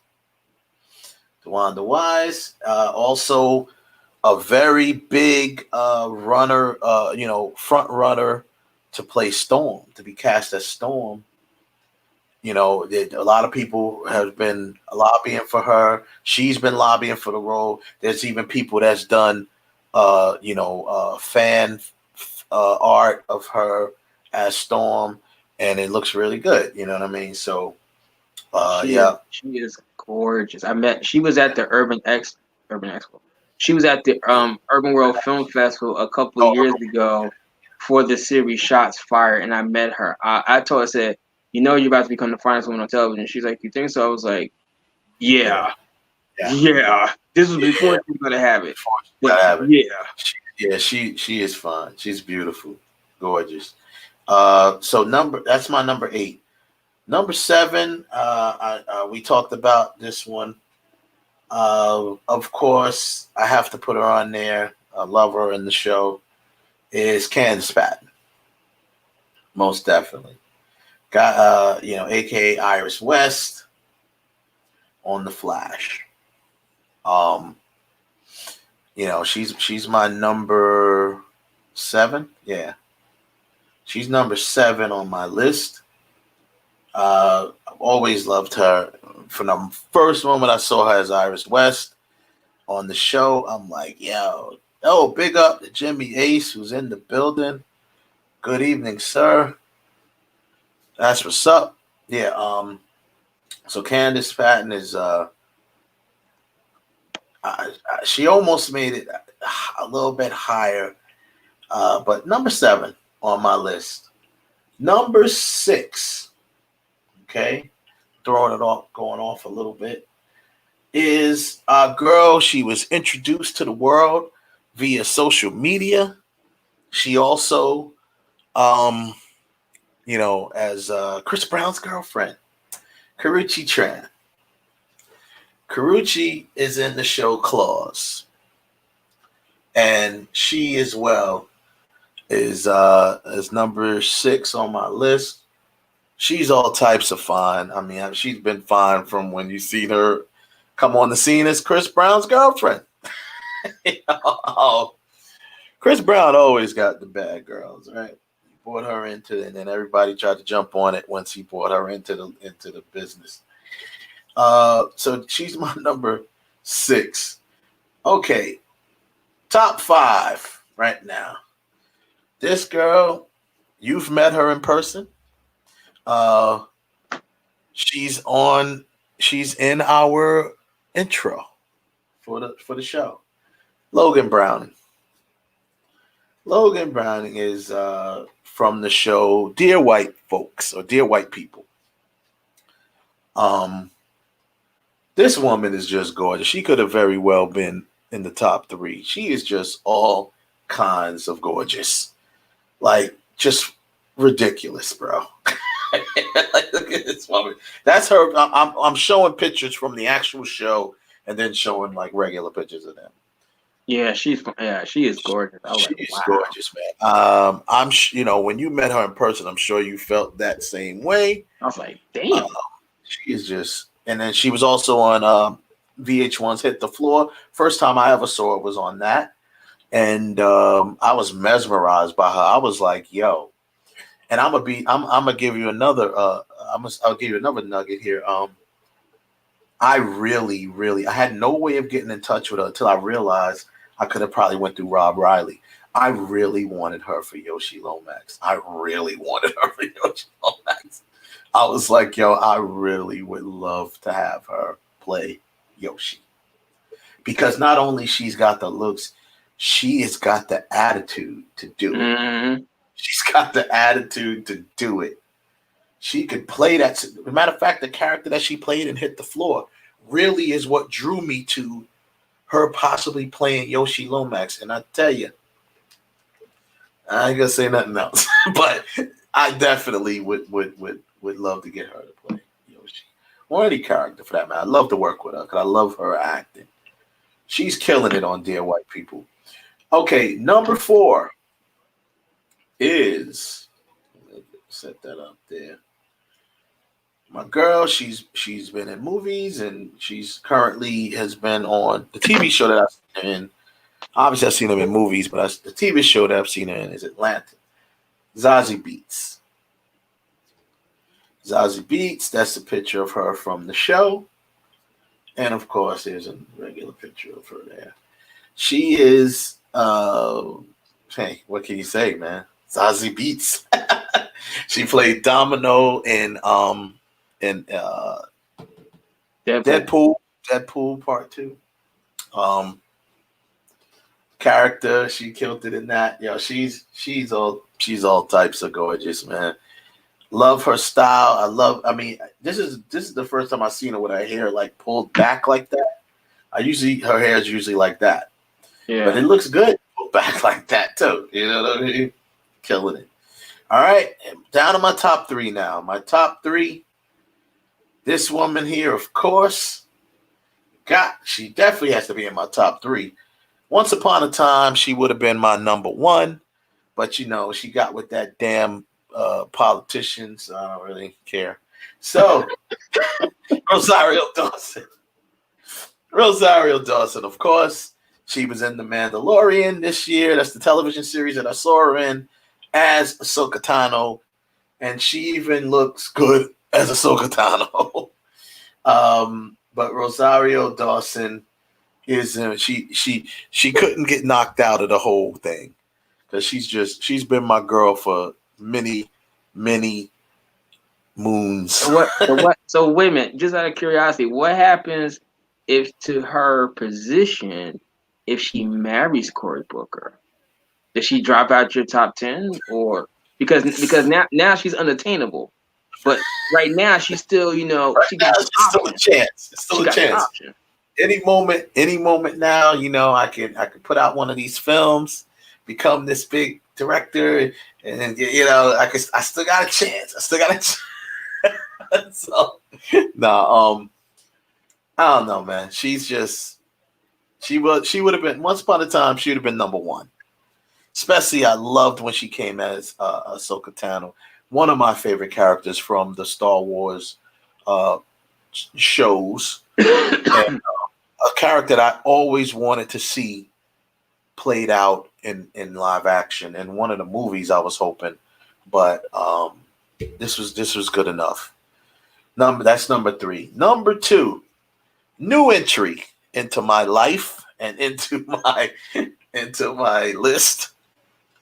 This woman here right now is probably she ain't the finest because she ain't number 1, but she is definitely, I can almost make a case for her being my number 1. This woman was in the show that I've been watching her in is Power Book 2 Ghosts. And her name is Melanie Liebert. She is bad. She's in other shows too. But this woman here, she plays the character she plays on Power Ghost is I think her name is forget the name of her character, but Carrie, I think her name is. But this is her. She is banging, and she could have been my number 1. She may move herself into my number 1 because not only is she bad, but she can't take over number 1 because number 1, at least for this year, maybe next year she'll be number 1. But I sat down and watched Lovecraft Country. So, yeah, number 1 is going to Journey Smollett. She is number 1. I'm sorry. She just, the character, and it just, I've seen her in other stuff. See, I can't even, I'm cutting myself off. I can't even explain. But the way she plays this character, yeah, man, in Lovecraft Country, all types of fine, and I mean irresistible fine. And I never looked at her that way. I remember Kev said, like, the way Kev looks at her, Kev like, yeah, she's fine and all that. But he remembers seeing her from like so young and stuff, and he's just like, it's almost like how I feel about Paige Hurd. I love Paige Hurd. I love her. But see, Paige Hurd is like, I look at her and like, yeah, Paige Hurd is gorgeous. You knew she was gorgeous all along. I'm like, she's so young, man. And it's funny. She's another person I was friends with on Facebook, and years ago, used to talk to her on Facebook all the time. This was back when, back when celebrities first started getting on Facebook, they used to talk to people. Like they would, That's true. They would conversate with you and stuff. And I had many conversations with her. I still got some of them. I think I still screenshot some of them because I remember I did one for my son because she, I don't know how I said something about it. Maybe I posted a picture of me and my son, and she commented on it. And she's like, "Oh, your son's cute." You know what I'm saying? And I was like, "Yo, son, you got this, man. You ready to get in there and get pictures?" I was like, she was younger back then, even younger back then. This had to be, shoot, she might have been, because right now Paige Hurd is probably like 30, or she's like 28, something like that. 28 years old. I'm looking at her right this second. So she was probably at this point somewhere around 20, something like that. 21, 20. I hit my son up. I was like, bruh. I was like, yo, man, and she's actually about 4 years older than my son. So at that point, my son was probably like 17. But, she still made the comment about him. And I was like, bruh.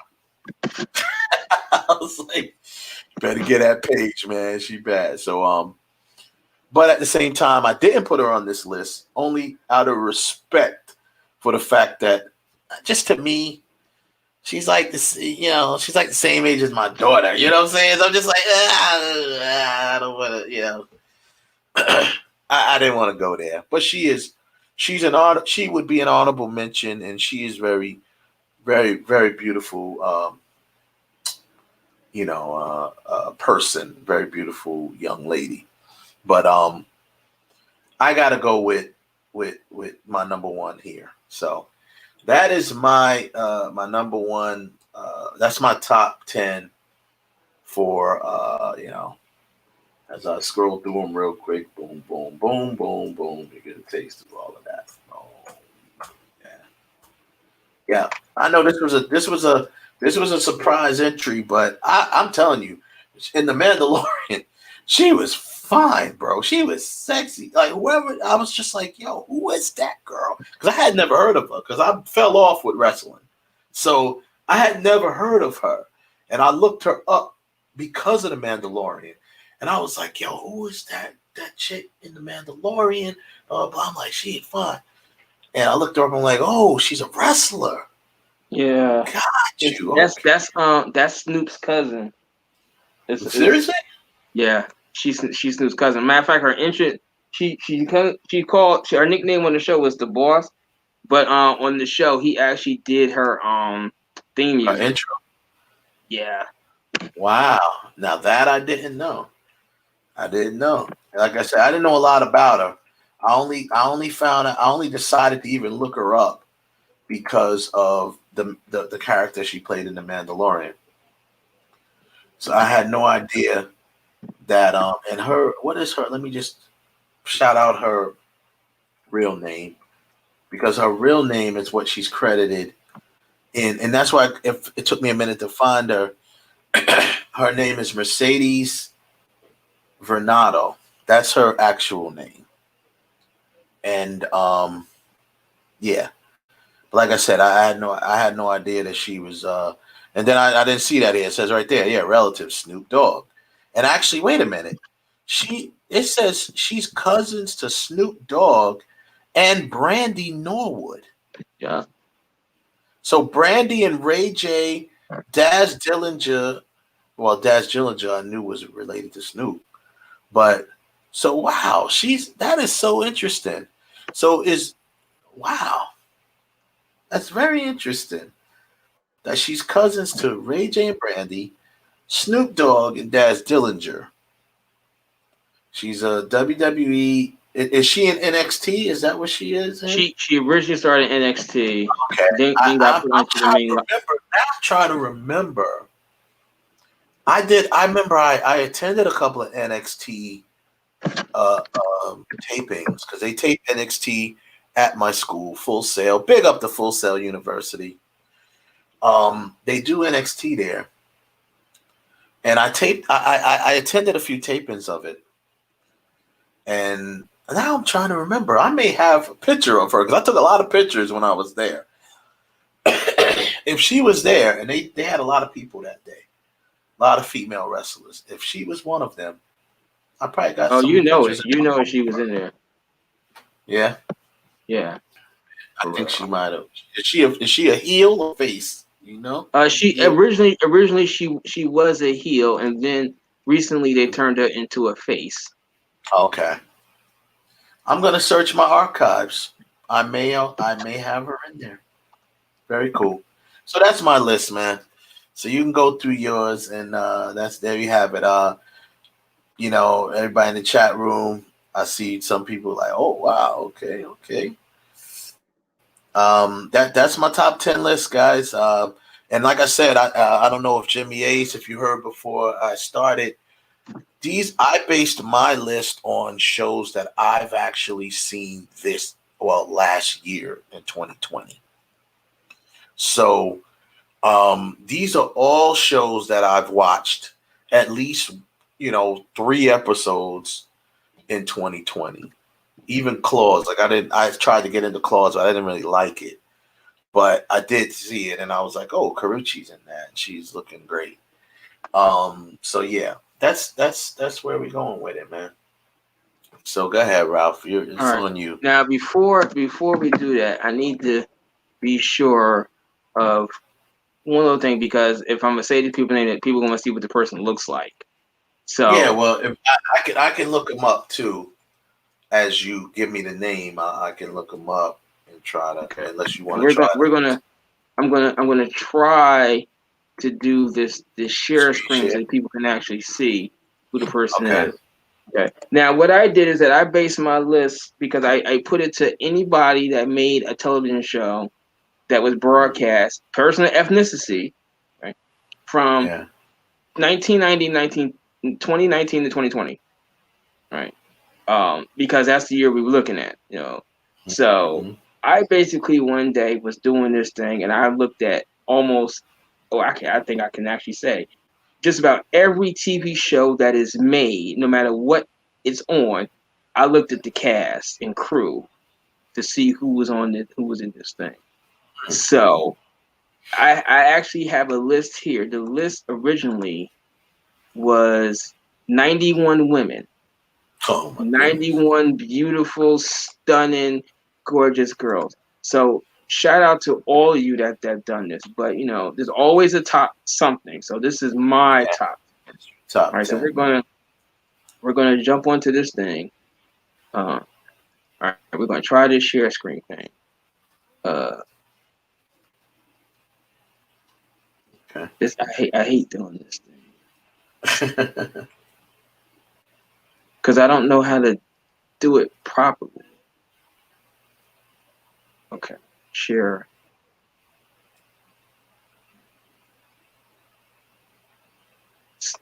Forget it.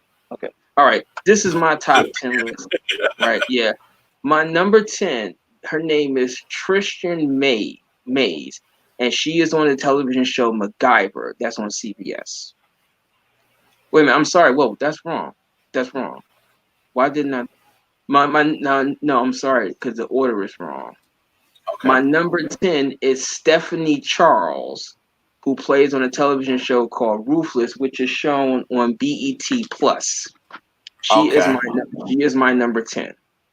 So Stephanie Charles, was you able to find? I can search her. I had pictures of everybody, but I tried the share screen thing, and I don't know. So why don't you? Can you? You can always send maybe send me the picture through Messenger or something, and I'll pop it. Oh, let me see. Do that. I don't even think you can send a picture through the. Oh, you mean like the Facebook Messenger? Yeah, through the Facebook Messenger. All right, wait a minute, give me a second. second. I'll pop it up. Yeah. All right. But yeah, so she's on which show? It's called Ruthless, and it's on BET Plus. BET Plus. Yeah, Ruthless. Give me a second here.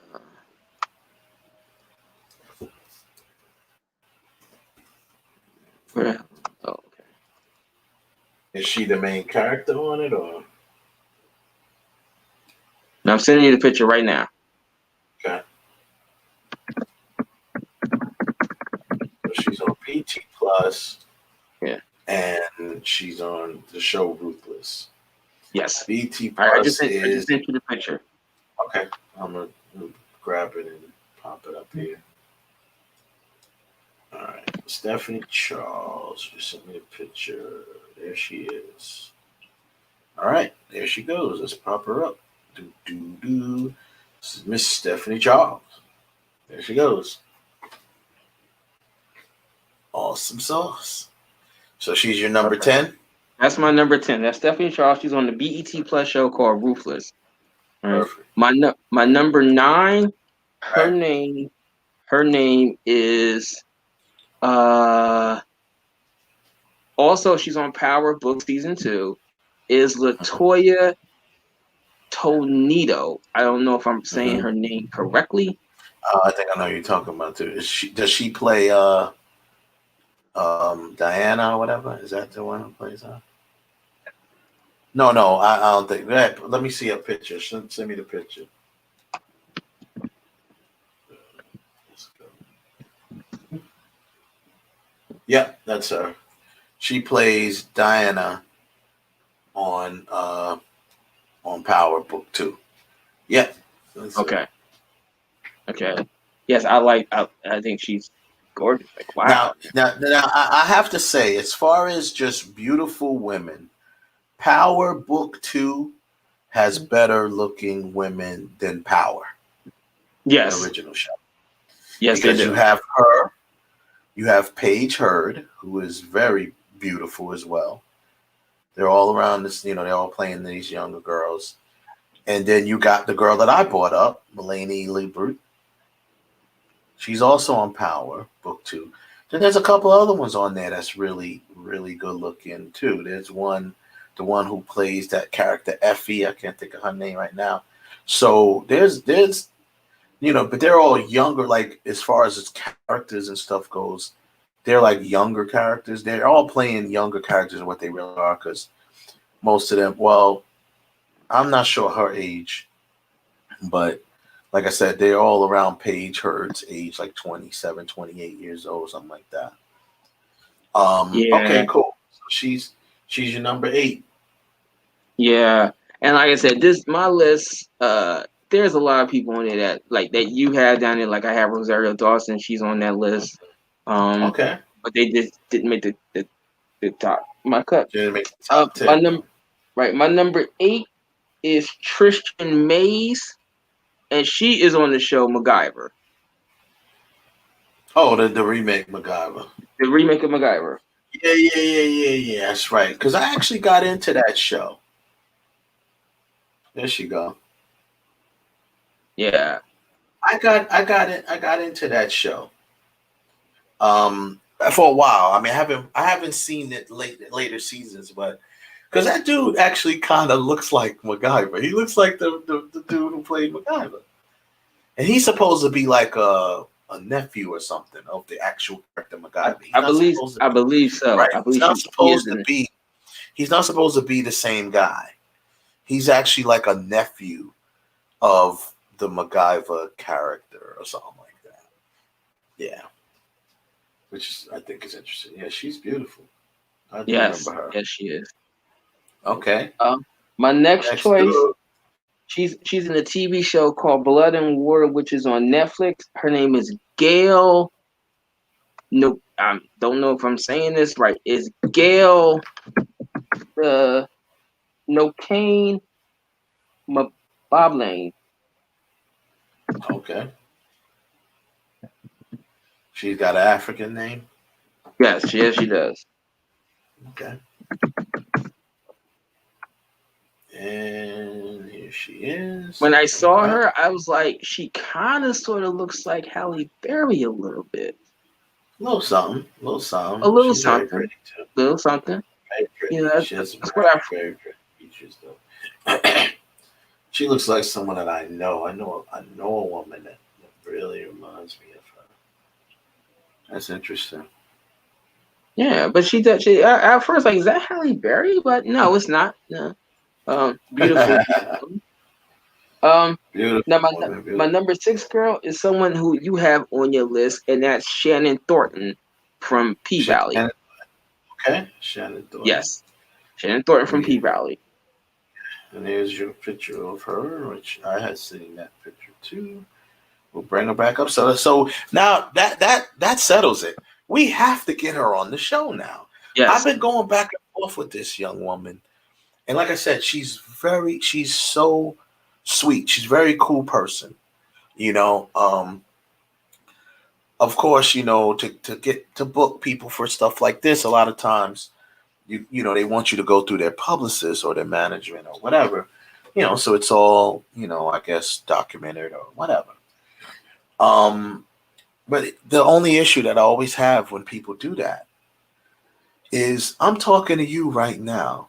Why don't you contact your management and say, hey, I want to go on this show? So, because when I contact their PR management, whatever, then you get people who don't answer you, and exactly. I'm too busy. It makes me believe that you just don't want to come on the show, so you now have pushed me towards your agent or whatever, just so they can play the bad guy. Right. But, I don't want to believe that with her because we've had decent dialogue online, and, she seems very cool. And I mean, I want to have her on the show because now maybe she'll be more anxious now because she has a show, a new show that she's in. And I think now it'd probably be a good idea because let's be real, you're not doing Entertainment Tonight. You're not doing, because you're not going to any of those locations. Right. So, right, yeah, no, exactly. So what I'm saying is, it'd be good for her. She has more to promote now because when I was first talking with her about it, she was, talking about, she was on Power at the time. And she only had a few, she was on a couple episodes of Power in the last season of Power. And, she had a nice little, little scene and stuff, and that's what I'm saying. So I was really, it was good. It was good to, so we'll see if we can get her. We'll see if we can get her on there, man.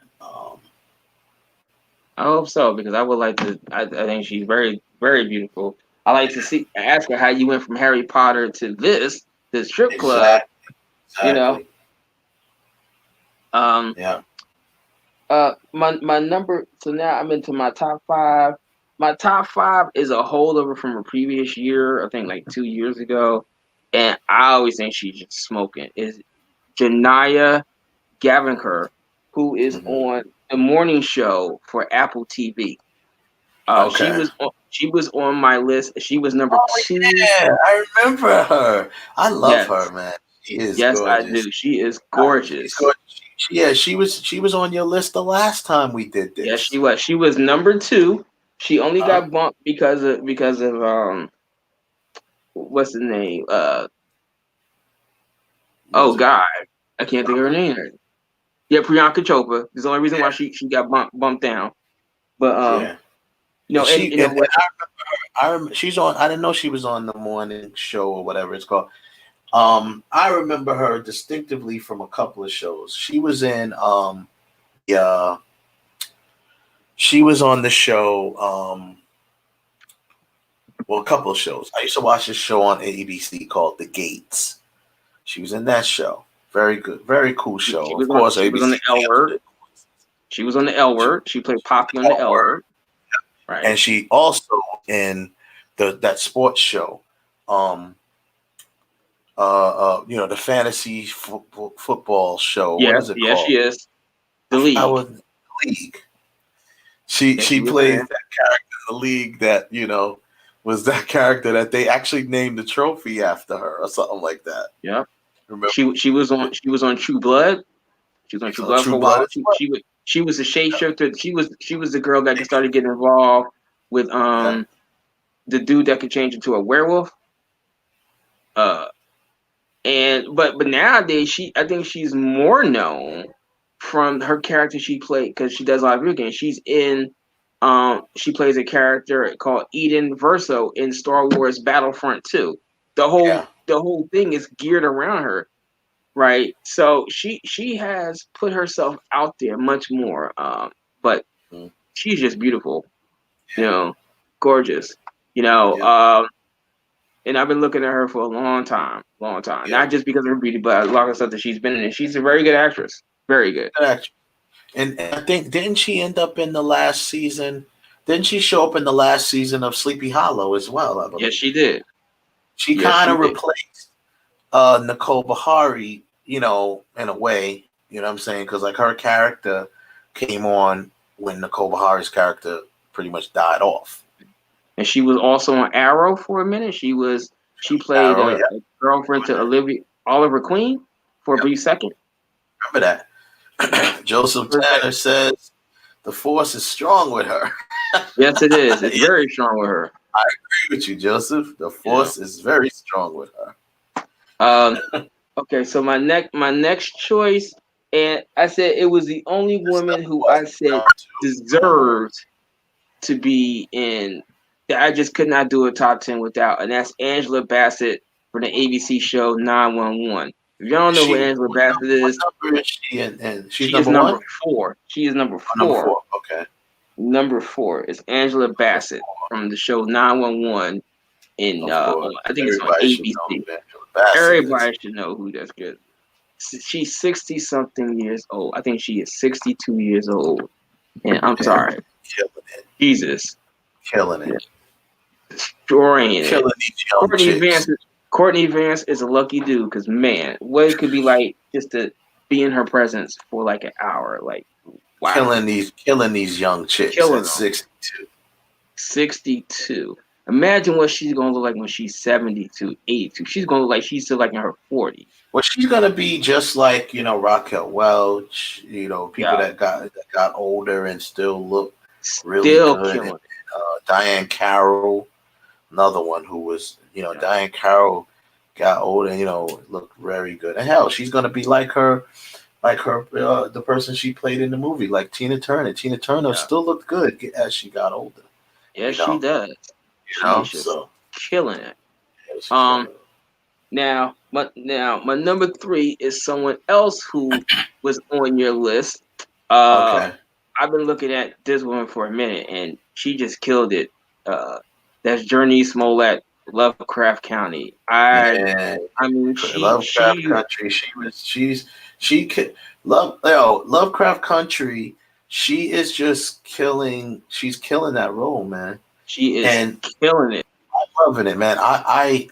And the funny thing is, even though I've always thought she was very sexy or whatever, but up into Lovecraft Country, I never really looked at her that way. That's so weird. Well, I kind of did in that Tyler Perry movie Temptation, because she's a star of that movie. She was in Temptation. I remember that. Right. She's also in The Great Debaters. And you just like, wow. But between Lovecraft last year and Harley Quinn, you looking at her, was like, damn. Yeah. Oh yeah. And she was in the Harley Quinn movie because she played. She played Black Canary. Black Canary. Yeah. Hey Maddie, what's up? Maddie is joined the building. Hey Maddie, you late, but always good. She said there when she came in, she said, "I'm late." Yep. Better late than never. Thank you for joining us, Maddie. We appreciate you. We're in the middle of our countdown. I've already went through mine. We're in the middle of our countdown of the most beautiful the top 10 sexiest BIPOC actresses in the business, TV business. Right. And Journey Smollett. We have how many people that made both our lists? Her, 2, and her. We have 2 people that have made both of our top 10 lists. Her, she's his number 4 or 3. 3. Journey is my number 3. Journey is number 3 for Ralph. She was my number 1. actually, because and only because the way she plays that character in Lovecraft Country makes her so desirable. I'm sorry, it just does. And I never looked at her that way until this show. And she's always been beautiful. But I've never looked at her this way. But you know what scene maybe it says the same. She's smoking when it's an episode 2, not the brief sex scene, but when she's out there and she's bashing the car windows. Yeah. And they slowed the camera down so you actually see her muscles and everything moving. And I was like, wow. Yeah, she was bad. She was hot. I was like, man. And her hair was all wild, and she was all. And the dress, and the way the dress was moving, it was just like a it was dope. They shoot her very well in that show. Very well. They shoot her very well in that show. And you know what else is? She's giving a damn good performance in it, because remember when we can go all the way back to, not to cross this over, but we can go all the way back to our show when we talked about the sexual harassment. Remember we said in her interview when she talked about sexual harassment, she said she's always been sexual harassed on set except for on Lovecraft Country, which was her current show. And she said, except for this current show that I'm shooting, I've always been bothered or sexually harassed by either an actor, a director, a freaking PA, somebody. She said, but not on this show. Everyone treats me with respect. Right? Which is probably, she's happy on the show, so she's giving you a damn good performance. You know what I mean? Now, is there going to be a season? I know it was a limited season. HBO, you need to bring that. You need to get a second season of that. I think it's done so good. I don't think they're going to make the same mistake that they did with Watchmen. Because they didn't bring and I almost I was going to go with my girl because of Watchmen, but I don't know if Watchmen wasn't out in 2020. I don't think, was it? It was in 19. It was last year. So it would have counted. 2020?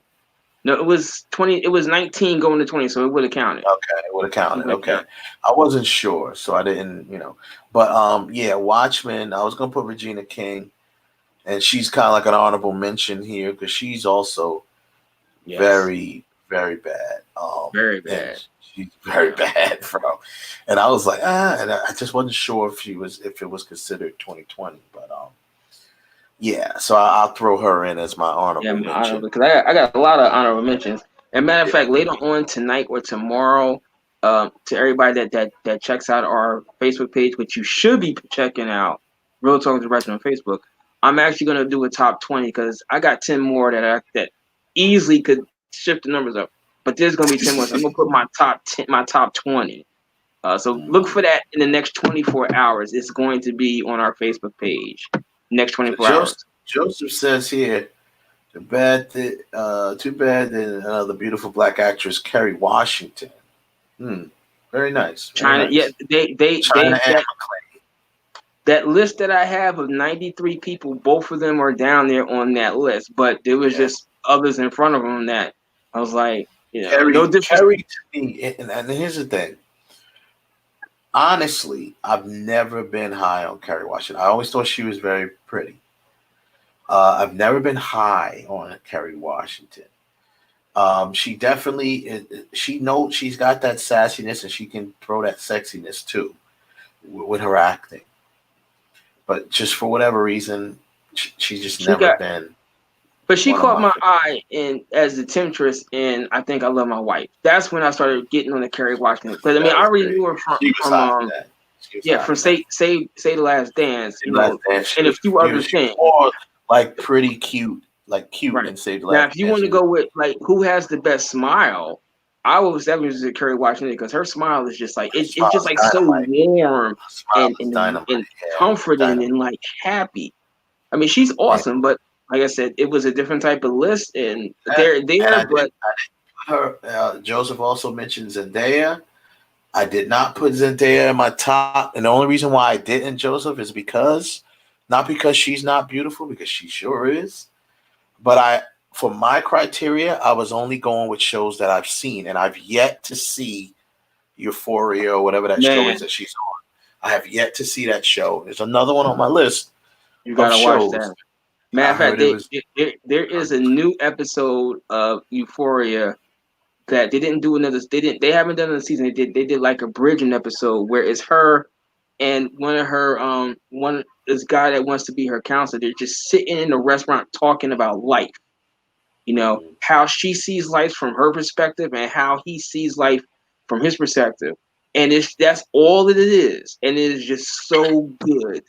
Cool. I can't wait to see season 2 whenever it comes on. But this was like they wanted to get something for the fans because of coronavirus. So they did this bridging thing that's supposed to be like season 1.5, and then it'll come with season 2.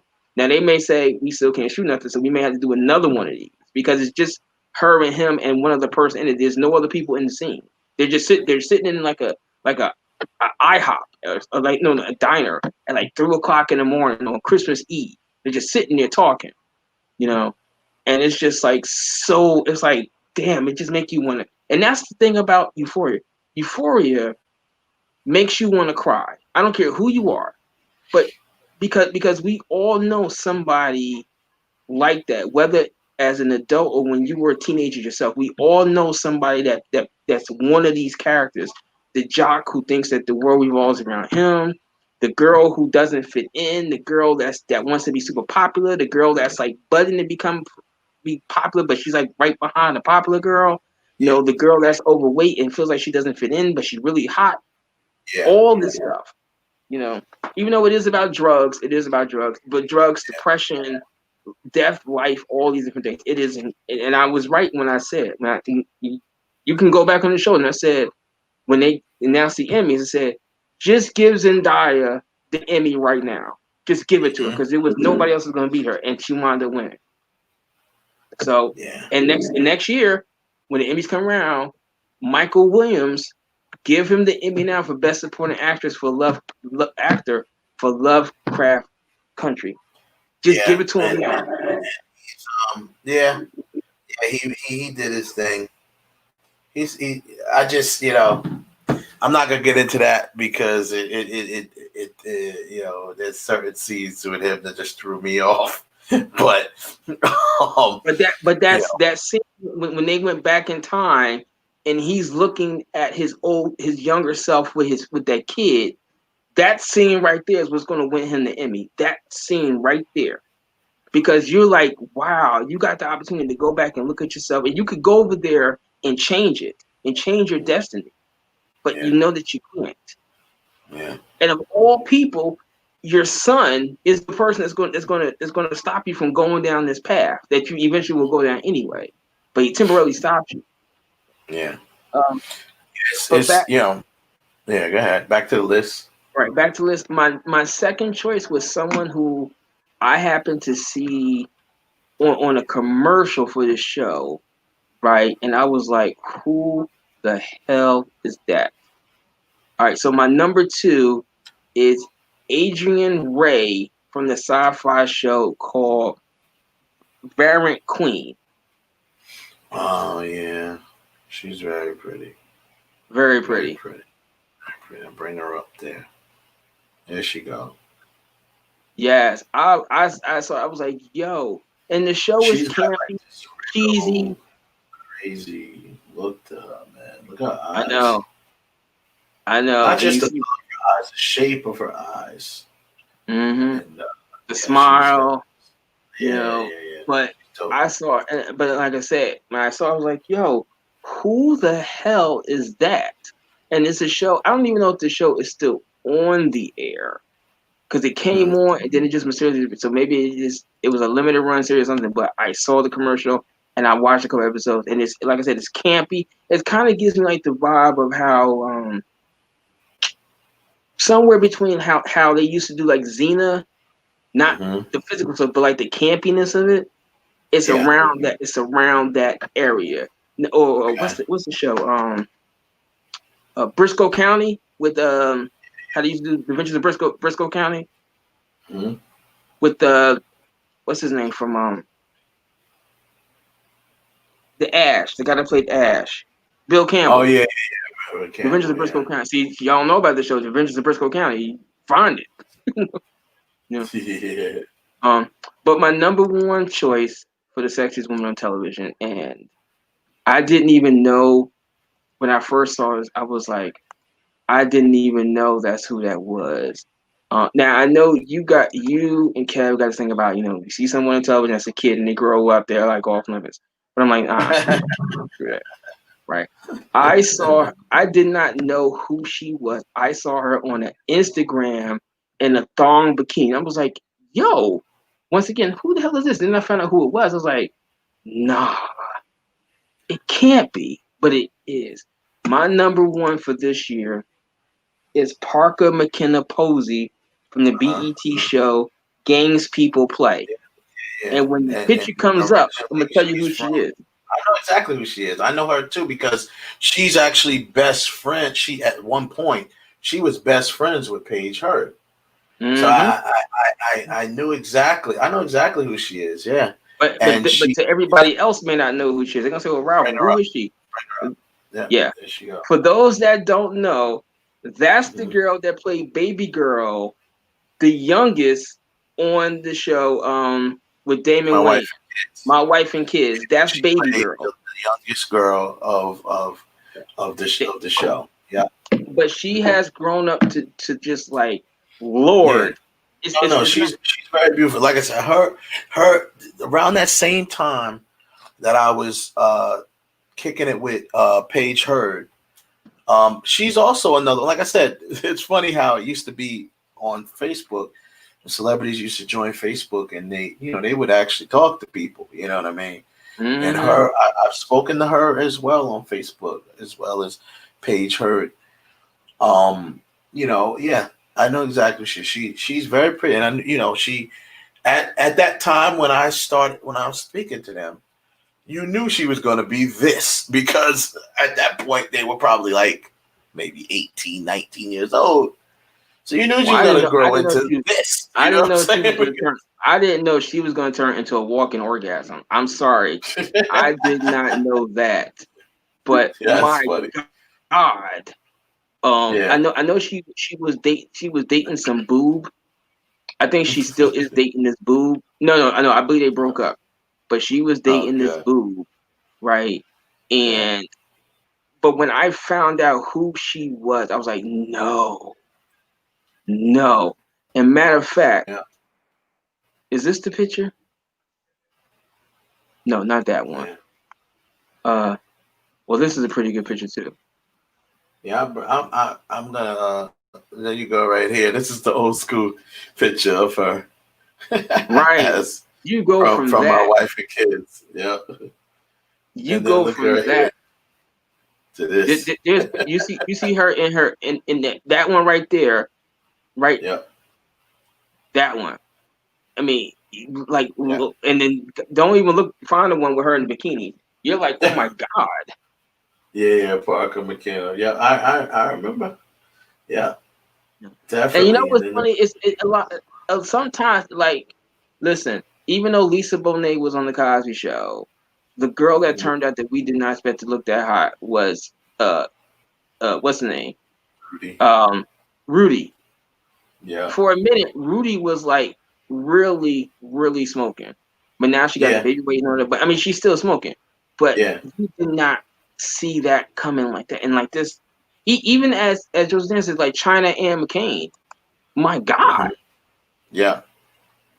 Yeah. Like, she's gorgeous. Yeah. But Parker and Paige were very, at least at that time, they were close friends. Mm-hmm.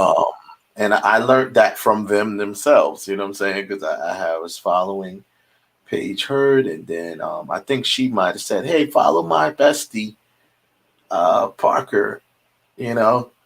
And I'm like, who's Parker? And then I looked, I'm like, oh, it's Katie from, I think her name was Katie from My Wife and Kids. Katie, My Wife and Kids. I was like, it's little Katie from My Wife and Kids, all right. Yeah. You know, I thought it was cool, you know? And all the kids from the 20s, like 90 shows and 20s that have grown up.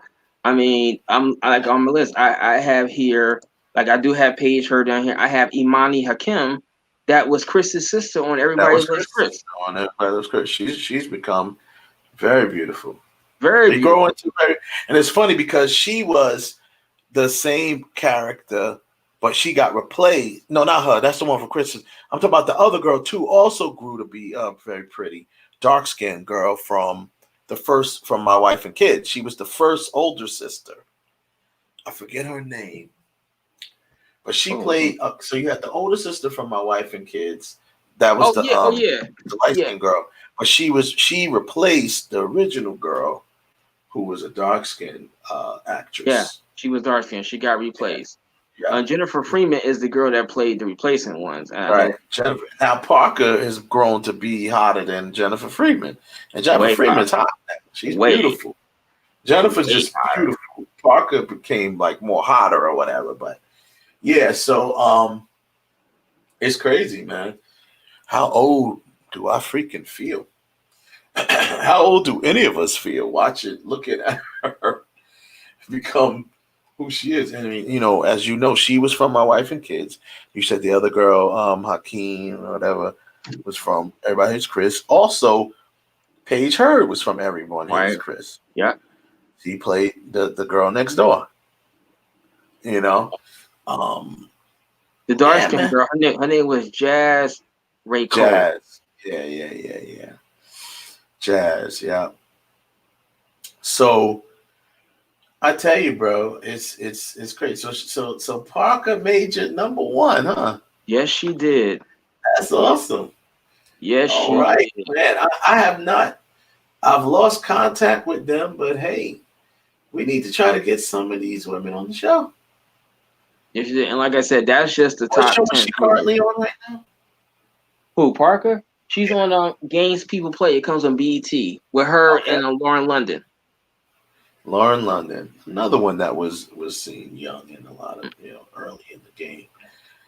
Another one that Kev always talked about, and she was on our list back in the day because she's not currently on the show that I know. Actually, she is now.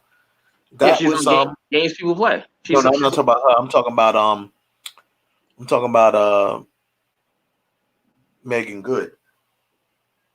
Isn't Megan Good on the TV, that TV series where she's a detective? Is that her? Is she in there? Well, no, okay, that's the one that has Jessica Alba. It has I don't think Gabrielle Union. And who's the third person then? I thought it was Megan Good. It's not Megan Good?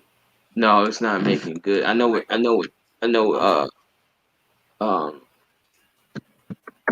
the LA's Finest. The LA's Finest. That wasn't okay. I thought it was Megan Good, but I guess not. It's just it's Gabrielle Union. Jessica. Yeah. I thought there was a third one. I don't know who the third one. I know. Well, either way, but actually, there was another one who was like, you seen her young in her day, and remember, she was also. Fun fact: Megan Good was also on My Wife and Kids. Yeah, she was replaced by Brooklyn, whatever her name is, Brooklyn Sudano or whatever her name was. Yeah, replaced Megan Good's character because as the character of Junior, because the baby was Junior. She was Junior's girlfriend, and that's for one season. She played Junior's girlfriend, and then she left the show. Plus, she was on that, like, what was she on, a Disney show or something like that? I think so. Or Nickelodeon, something like that. I mean, hey, it is what it is.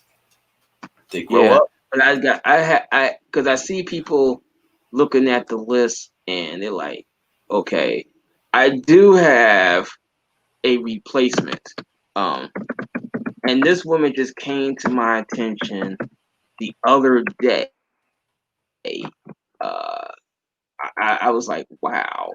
So I'm gonna send you my alternate that could have been in this thing, who literally I just found out about 2 days ago, and that's Vanessa Rubio, who's in Cobra Kai. She plays the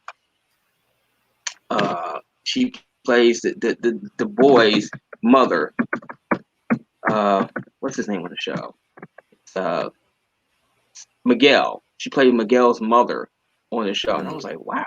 Turns out this woman is a director. She does like 90 different things. She is so talented, right? But I was just like, wow. That's cool. Yeah, man. I gotta get on the Cobra Kai, man. I haven't. Oh, so the episode's only half an hour. They're only like half an hour, 35 minutes. They go really fast, and they're really good. You know, I can probably breeze through that then. There was the I told you about Shannon, the one I did with this was like you can't really see it, but this was my talk with Shannon Thornton. This is where she said, "Okay, thanks. I want to come on your show. I usually go through my publicist for interviews, so if you're interested in having me, you can contact the publicist." She gave me the publicist name, boom, boom, boom. So let's just hope we can get her on.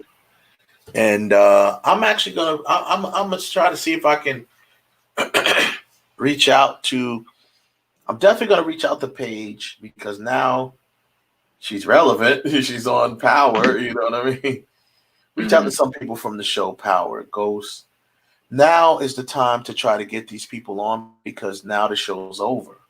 So you know they usually try to keep them away from doing too many interviews while the show is going on because they don't want nothing to be spilled, no spoilers. So now that the show is done for the season, they have been greenlit for season 2, but they haven't started shooting season 2 yet. So they can now talk about their characters, their roles, and stuff like that.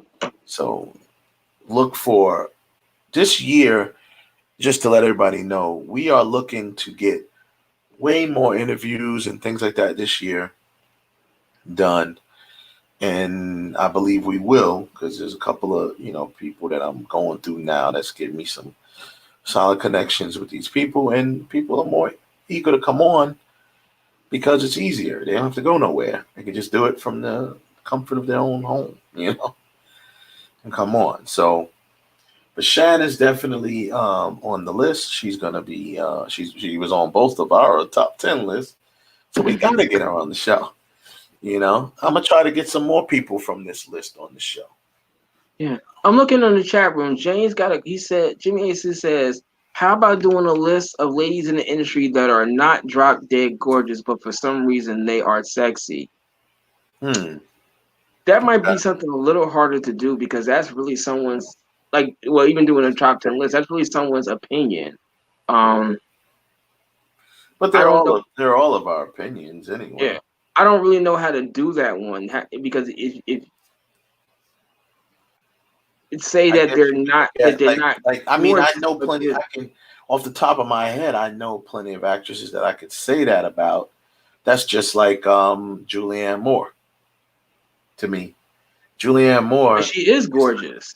I don't think Julianne Moore's drop dead gorgeous, but she's sexy. She's sexy. But see, here's the issue I got with that one.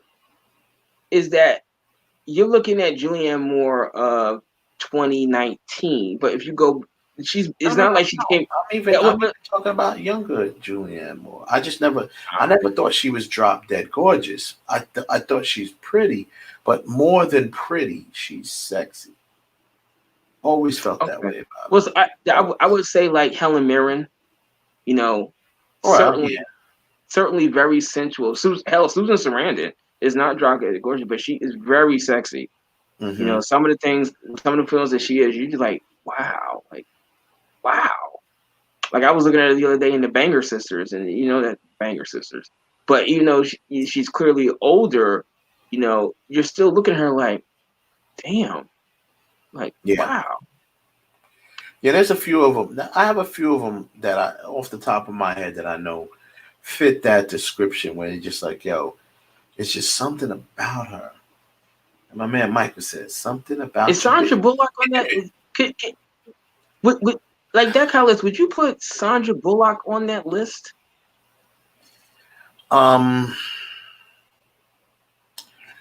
The funny thing is this: me personally, and I definitely think she's hot. but I've never been high on Sandra Bullock. She is sexy. She actually, to me, the funniest thing was she was sexier in The Blind Side, playing this character, this woman, to me, than I've seen her in other movies. It just, I don't know, something about her, the way she was dressed, maybe it's just the maturity about her, something. And I was like, she's really sexy in this. But yeah, she could definitely go on that list. That's one of those type of people. Yeah. For me, everyone's always been high on Jennifer Aniston. For me, it's the other one, Courtney Cox. Courtney Cox. I think Courtney Cox is sexier, in my opinion. She's sexier. Yeah. And she was on that show called, obviously Friends, but the show after that, she got older. It was called. Oh yeah, the TV Cougar Town. I know. Cougar Town. Yeah, she was on. Yeah. Yeah. I was like, yo, Courtney Cox. Yeah, you a cougar, right? Christy Alley. You a Christy Alley. You a cougar. You's a cougar. Courtney Cox also, I'm gonna say unfortunately, no disrespect, but she reminds me of my kid's mother. A lot. Wow. Yeah, she does. Like she does, especially up like in here, in the face and here. It reminds me a lot of my kid's mother. But Courtney Cox is actually, she's very sexy. She was very sexy in Cougar Town. I always like, Aniston, I that's another one I was never high on. I think she's very hot. The hottest she's ever looked to me was in We're the Millers. When she did that scene in We're the Millers. When she Horrible Boss. Just go. No, just go. Ooh, yeah, I was gonna just, but really for me, even though Horrible Boss she was almost naked, and I was like, wow, good for you. But when I first got into Jennifer, and I think it's when the first one I got into Jennifer Aniston, like, damn, she's kind of smoking. Is Just Go With It. Yeah, Just Go With It. Yeah. And it's not the like scene I said, I've never where they're in Hawaii. Yeah. I've never. Yeah, it's not the scene where she was in Hawaii and she took her clothes off. It was a scene when she came up the steps and was just walking, and they had the mashup of Roxanne and Saturday Night Live behind her.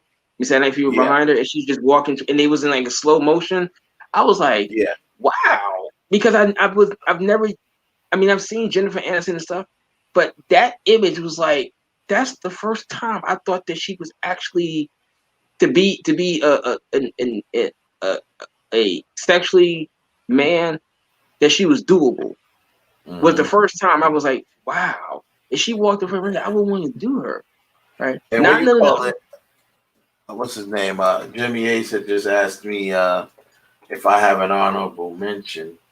And I mean, I guess since we talking the young girls that's grown into beautiful young women, my honorable mention has to be this woman here. It has to be Paige Hurd, my homie, little homie, Paige Hurd. She's got to be my honorable mention. Thanks for asking, James. Paige Hurd, man, she's got to be the one. She's gorgeous, beautiful young lady. Grown. She grown now. Yeah, she grown. And but she's. If you remember her, she was the young girl from The Next Door Neighbor. The Next Door Neighbor. This might have been how she kind of looked back then. Yeah. With the braces and the whole nine. Yeah. And this is her now. This is Paige Hurd now. It's Paige Hurd now. You know what I'm saying? There she goes.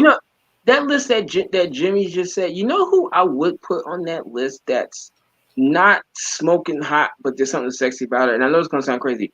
I would put Miley Cyrus on that list. There's something about her. Which she is not drop dead, but there is something very sexy about her. Maybe. I believe the person who tops that list to me, because she's never been drop dead gorgeous. I mean, she's always been pretty though, but she's never been drop dead gorgeous. I guess the person who tops that list is probably one of the most sexiest women, or has been one of the sexiest women alive, and that's Madonna. And Madonna's never been drop dead gorgeous. Oh. She's pretty, Yeah, but she's definitely probably the sexiest, one of the sexiest women alive. You know what I'm saying? But see, you know. Wait a minute. See, but you really know something. I'm gonna be honest. That '92 version of Madonna, when she did Erotica and like Justify My Love, I think she, with the blonde hair, the big blonde, I think she did shoot Madonna, right? Yeah, I think she did shoot onto that list for a minute, but now she's like kind of like out on the outside of the list. But you know, if you had an extra ticket, you would give it to her. You know, like you too. Come on in here. Yeah. Oh no, Madonna, she's another one that aged well, in my opinion. I think she looked very, even like I remember back, you know, some years ago when she came out with Beautiful Stranger. You know, she was still older than most of the women that was out at that time, and she looked good, man. Madonna looked really good. And of course, Halle Berry is what Joseph Tanner took. But she's not on any television series. So that's why if we were doing films, hell yeah, Halle Berry would have been on my list. Halle Berry would certainly be in there. Just for John Wick 3. She would certainly be on that list right this minute. And there's a few other Hollywood actresses that I would be like, yes. Yeah. Because let's be honest. Let's be honest, people. She stole that movie. Her character, in my opinion, stole John Wick 3. Because I didn't see her like that coming. No way. It threw everybody. Ralph, it threw us all off. No one saw that coming. Nobody. No one saw that coming. She killed it. And the character itself was so awesome. Wow. Yeah. I mean, I want more. I love her for getting a spinoff with that character. Since she didn't get one with Jinx, you know what I'm saying? Like something, man. Robbed to this day, rightfully robbed of that. Let me ask you this because we're about to end the show in a few. Would you still be on board for a Jinx movie, or do you think it's too late? Would you be on board for a Halle Berry? You know what? Jinx movie. I'm gonna tell you this. Halle Berry today, yes, I would still be on board. Only because of what she went through with John Wick. If she was not in John Wick, then I would say no, it's past. But she kind of sort of transformed herself with John Wick. Yeah, she did. So now I would say worked out, and she worked out with John. You gotta remember the John Wick people, where she worked out with. It was a whole different type of training. They worked her different type of training than what she did for Bond. The John Wick training worked her. She broke a rib during John Wick. Just like learn how to shoot guns and learn how to fight. Yeah, she broke a couple of ribs in John Wick because she did a lot of her own stunts. But she was working with those dudes, which is I think that was the dudes that did the Matrix, like that whole team. Wu-Tang fighting team, and they don't play. Yeah. They don't play, man. So they did John Wick, and she was, so they put her in shape. So because of that, I agree with you. I'm there for, and I'm gonna be honest with you, man. God damn it, Ralph! If no one does it, I might have to step up and do it my goddamn self and write a film for her. She needs to be in a lead film, be a lead in a film, act a straight action like Assault, like a straight action film. Yeah, where she's this character. You know what? She's still you know what they need to do? Chops to do it, and she's got the shape. She's in shape to do it now. You know. You know what I would like to see. You know. When China was alive, there was this rumor going around that Stallone was going to make this movie called The Expendables. Yeah, it'll be an all-female action cast. that needs to get put back onto the front burner with Halle Berry. She could be the role that Stallone plays, and then her. If I was to cast it, I would say right now, Halle Berry. Oh goddamn, she's nicknamed Death on Foot. Zoe Bell. The only two I would put Zoe Bell in there. Zoe Bell. Right. Yeah. So we touched on this before. I remember. Yeah, Zoe would definitely have to be in it. I'd put Holly in it, and we talked about that before. Who should be in it? The girl that's now on The Mandalorian, I forget her name, but I just thought that she was cute. The ex MMA fighter. Yeah. She should be in there. Yeah, she should be in Gina Carrera. Gina Carrera. Certainly. Yeah. Not Ronda Rousey. Gina Carrera. No. I think Gina Carrera would be better on it. I'd also then you got to in pure expendable fashion, you'd have to put, at least cameos from maybe like Sigourney Weaver, maybe a cameo from Linda Hamilton. Like these people gotta be in that. You gotta, if anybody, I think the one person that definitely gotta have a cameo in there, gotta have a cameo in there from Gina Davis. She got to be in there. Yeah.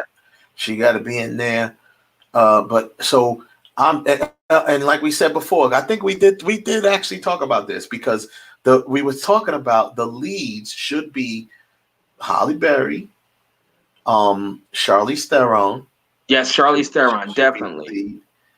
And then we had someone else too. I think we had probably Well, I think I had said maybe Jennifer Lawrence. Yeah, maybe like Jennifer Lawrence. But definitely or the other one too, the one who plays Black Widow. Scarlett Johansson. I certainly think somewhere in there you gotta have. You can't do this without Angelina Jolie in there somewhere. She's got to be somewhere in there. She has to make an appearance. That's exactly who we said. We said Charlize, Angelina, and Halle Berry would be like the three main. Right, the three main. Right. So like Charlize, you could pick whoever you want to be. Charlize could be Stallone. Angelina could be who was the other second one that was like Statham or whatever. Who was like the second one in there. And then Halle Berry, she could be she would be like the Jet Li guy, the Jet Li person. Yeah. And we also said because of that, if we wanted to put like a straight martial artist in there, then you can go with, you can go with a lot of them. You can go with Lucy Liu. You can go with Lucy Liu would probably be the big Maggie Q. I'd go with Maggie Q myself.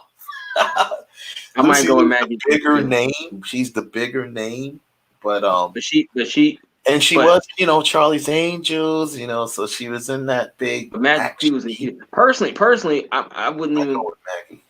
I'm going with God damn it, Lucy, only because I know she can fight from the Scorpion King. Because I've met her before, and because she was at Demetrius's expo, and she actually can fight. I know Lucy Liu can fight. Maggie Q, on the other hand, I don't know too much about her fighting skills. So Kelly Hu. Oh, I would certainly have her. Now Maggie Q, I don't know what her fighting skills is. Like, was it just for the movie? I think she can fight. She can. Yeah, I think she really can. I would say my top for that quote unquote Asian martial arts fighting character would be Lucy Liu. And then if you really want to go with skill, if you want to match her character to be like a Jet Li, kind of like the little petite but fast, whatever, I'd go with Zhang Ziyi. You know what I mean? But see, Zhang Ziyi can't fight. That's all choreographed. She can't. You need some. I mean, and not because they're Asian, but because if you're going to take that role of Jet Li, you really need to be able to thump. Right, to thump. Yeah, I got you. Yeah, that's true. Right. So, like I said, Lucy Liu, I know can fight. Yeah. Kelly Hu can fight. Now it looks like Maggie Q they can really go at each other. So, and Zhang Zing, unless Zhang Zing went into training, I mean, from what I understand, when she did Crouching Tiger, that was all stunt work. I mean, it was all like a form of dancing, so she really didn't fight. She can give the appearance that she can whip somebody's ass, but could she really do it in real life? Different story. You know, that's the part that I would say no to her. But certainly, I mean, if you wanted to go with a older person, what's the name from Michelle Yeoh? Yeah, I'm taking Michelle Yeoh over anybody. I mean, come on. Yeah. Yeah. But yeah, we might have to cast that. We might have to work on that one a little bit. we're gonna have to work on that one too, and see how that goes, man. But anyway, that was a good show, man. I'm thinking, I'm trying to think if I thought Zhang Zaid did do martial arts though. That's what I was. I remember when it came out, it said that she learned how to move from Jackie like Chan and people like that.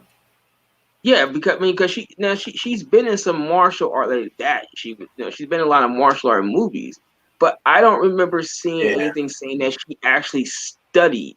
Okay, yeah, she probably didn't study. Maybe she's just really good at mimicking it.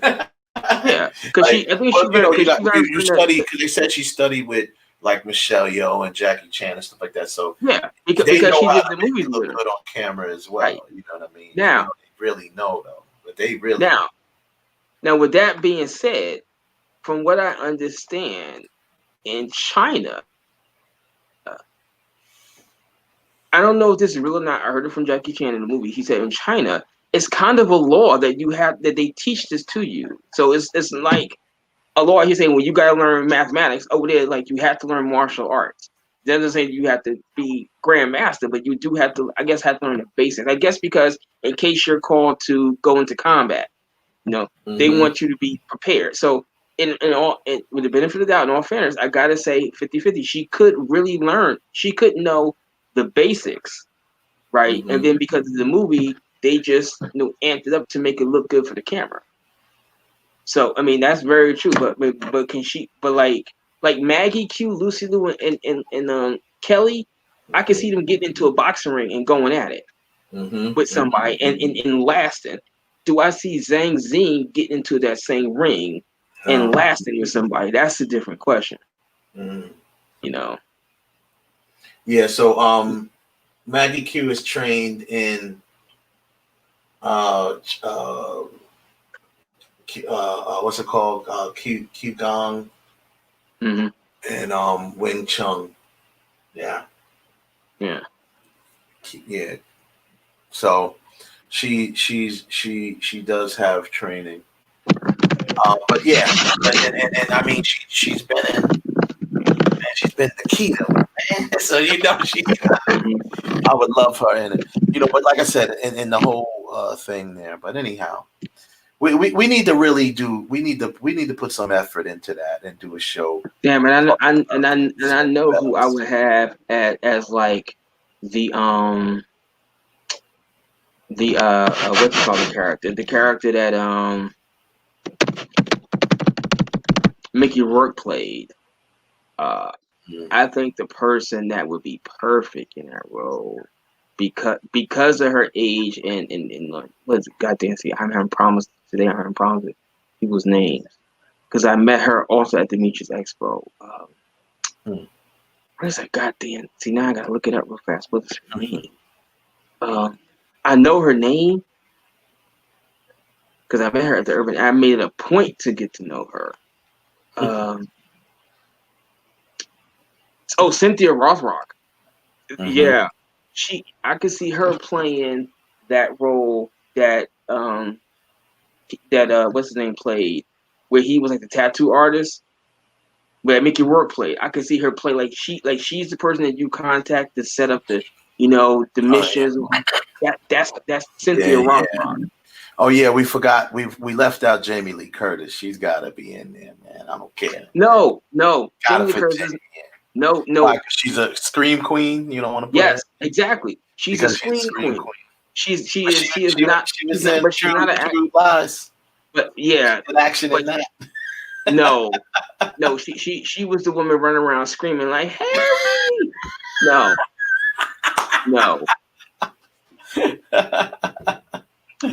So no, I wouldn't put her in there. She's badass. Right. That's probably why he put her in there. But yeah, I mean, yes. In reality, she is a badass, but she's a badass from a horror franchise. Listen. So if you were to do, that could be a nice show that we could do. Let's put together the Expendables, but let's also do it in different genres. That would be interesting. If we put together an Expendables of horror, you know what I'm saying? Oh well, if that's the case, that's Sigourney Weaver, Jamie Lee Curtis, Jennifer Love Hewitt. Yeah, you'd have to, or even the other one. Not even before Jennifer Love, the other one. You're talking about the leader of who was the lead in Scream. That's not Jennifer Love. Oh yeah, no, Jennifer Love is from I Know What You Did Last Summer, but yes, certainly Neve Campbell. Campbell. I have to put Neve Campbell in. Linda Blair. She's from The Exorcist. Yeah, that's right. Yeah, let's do that. That'll be fun. Sarah Michelle Gellar. Yeah, we'll do that in another show. We'll do it in Expendables. We'll do the Expendables, and then we'll say if we were going to do an Expendables or Expendables version of horror movies. We're putting together the Expendables of horror to take on Jason, Freddy, Chucky, Pinhead. Who we got to go up against this crew? Yeah. Right. Yeah. So I'm sending Sarah Michelle Gellar to go up against Freddy. I'm sending her. Buffy. I'm sending Buffy to go up against Freddy Krueger. Let's see what you got. Yeah, they're gonna go against the big horror, the big baddies in horror.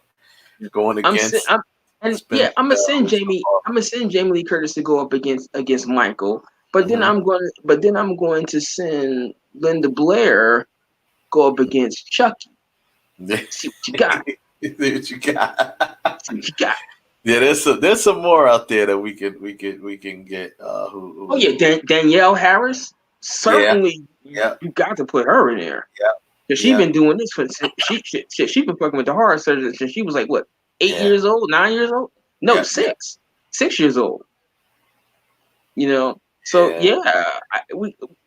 putting that squad together. We can put that squad together. The Expendables of horror. Who you got? That's right. We should do that. We'll tackle that next week then. Definitely. I'm sending Sigourney Weaver to go up against Pinhead. See what you got. Yo, if you survive the alien, you can survive Pinhead. I suppose. But then Pinhead is in hell. So when he comes to reality, she was in hell twice in that damn planet and survived. She was in space and survived. Yeah. Let's see what you got. That's gonna be your new me. Let's see what you got. Let's see what you got. No, I gotta put a space in. Let's see what you got. Let's see what you got. Let's see what you got. For real. All right, cool. So everybody, thanks again for joining us. That was our show for today. We went over our little list. It was fun. Too bad we didn't have Kev. Get well, Kev. He'll be back next week. He's just a little under weather. He's not, get well, Kev. Yeah, get well, Kev. And once again, shout out to Larry. Yes, Larry, man. Larry, I didn't know, man, but get well, man. We need you.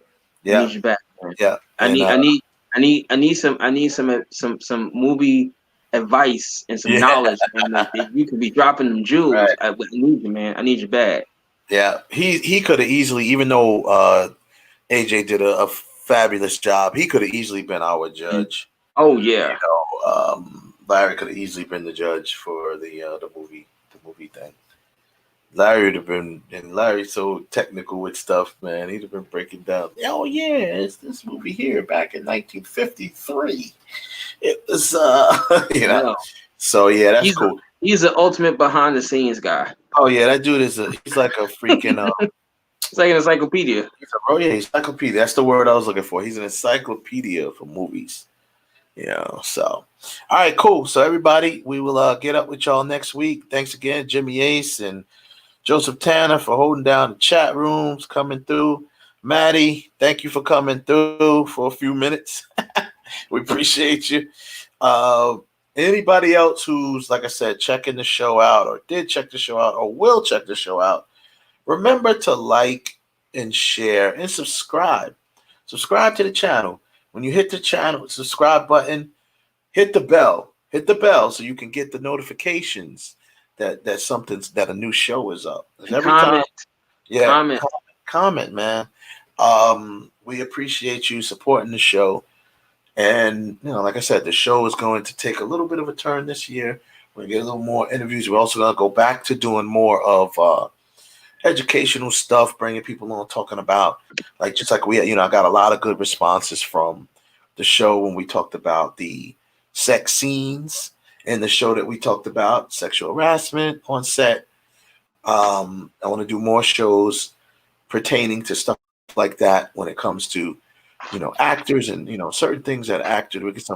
I'm trying to get my man. I'm trying to book my man Dennis White, who has it's called Act Like You Know.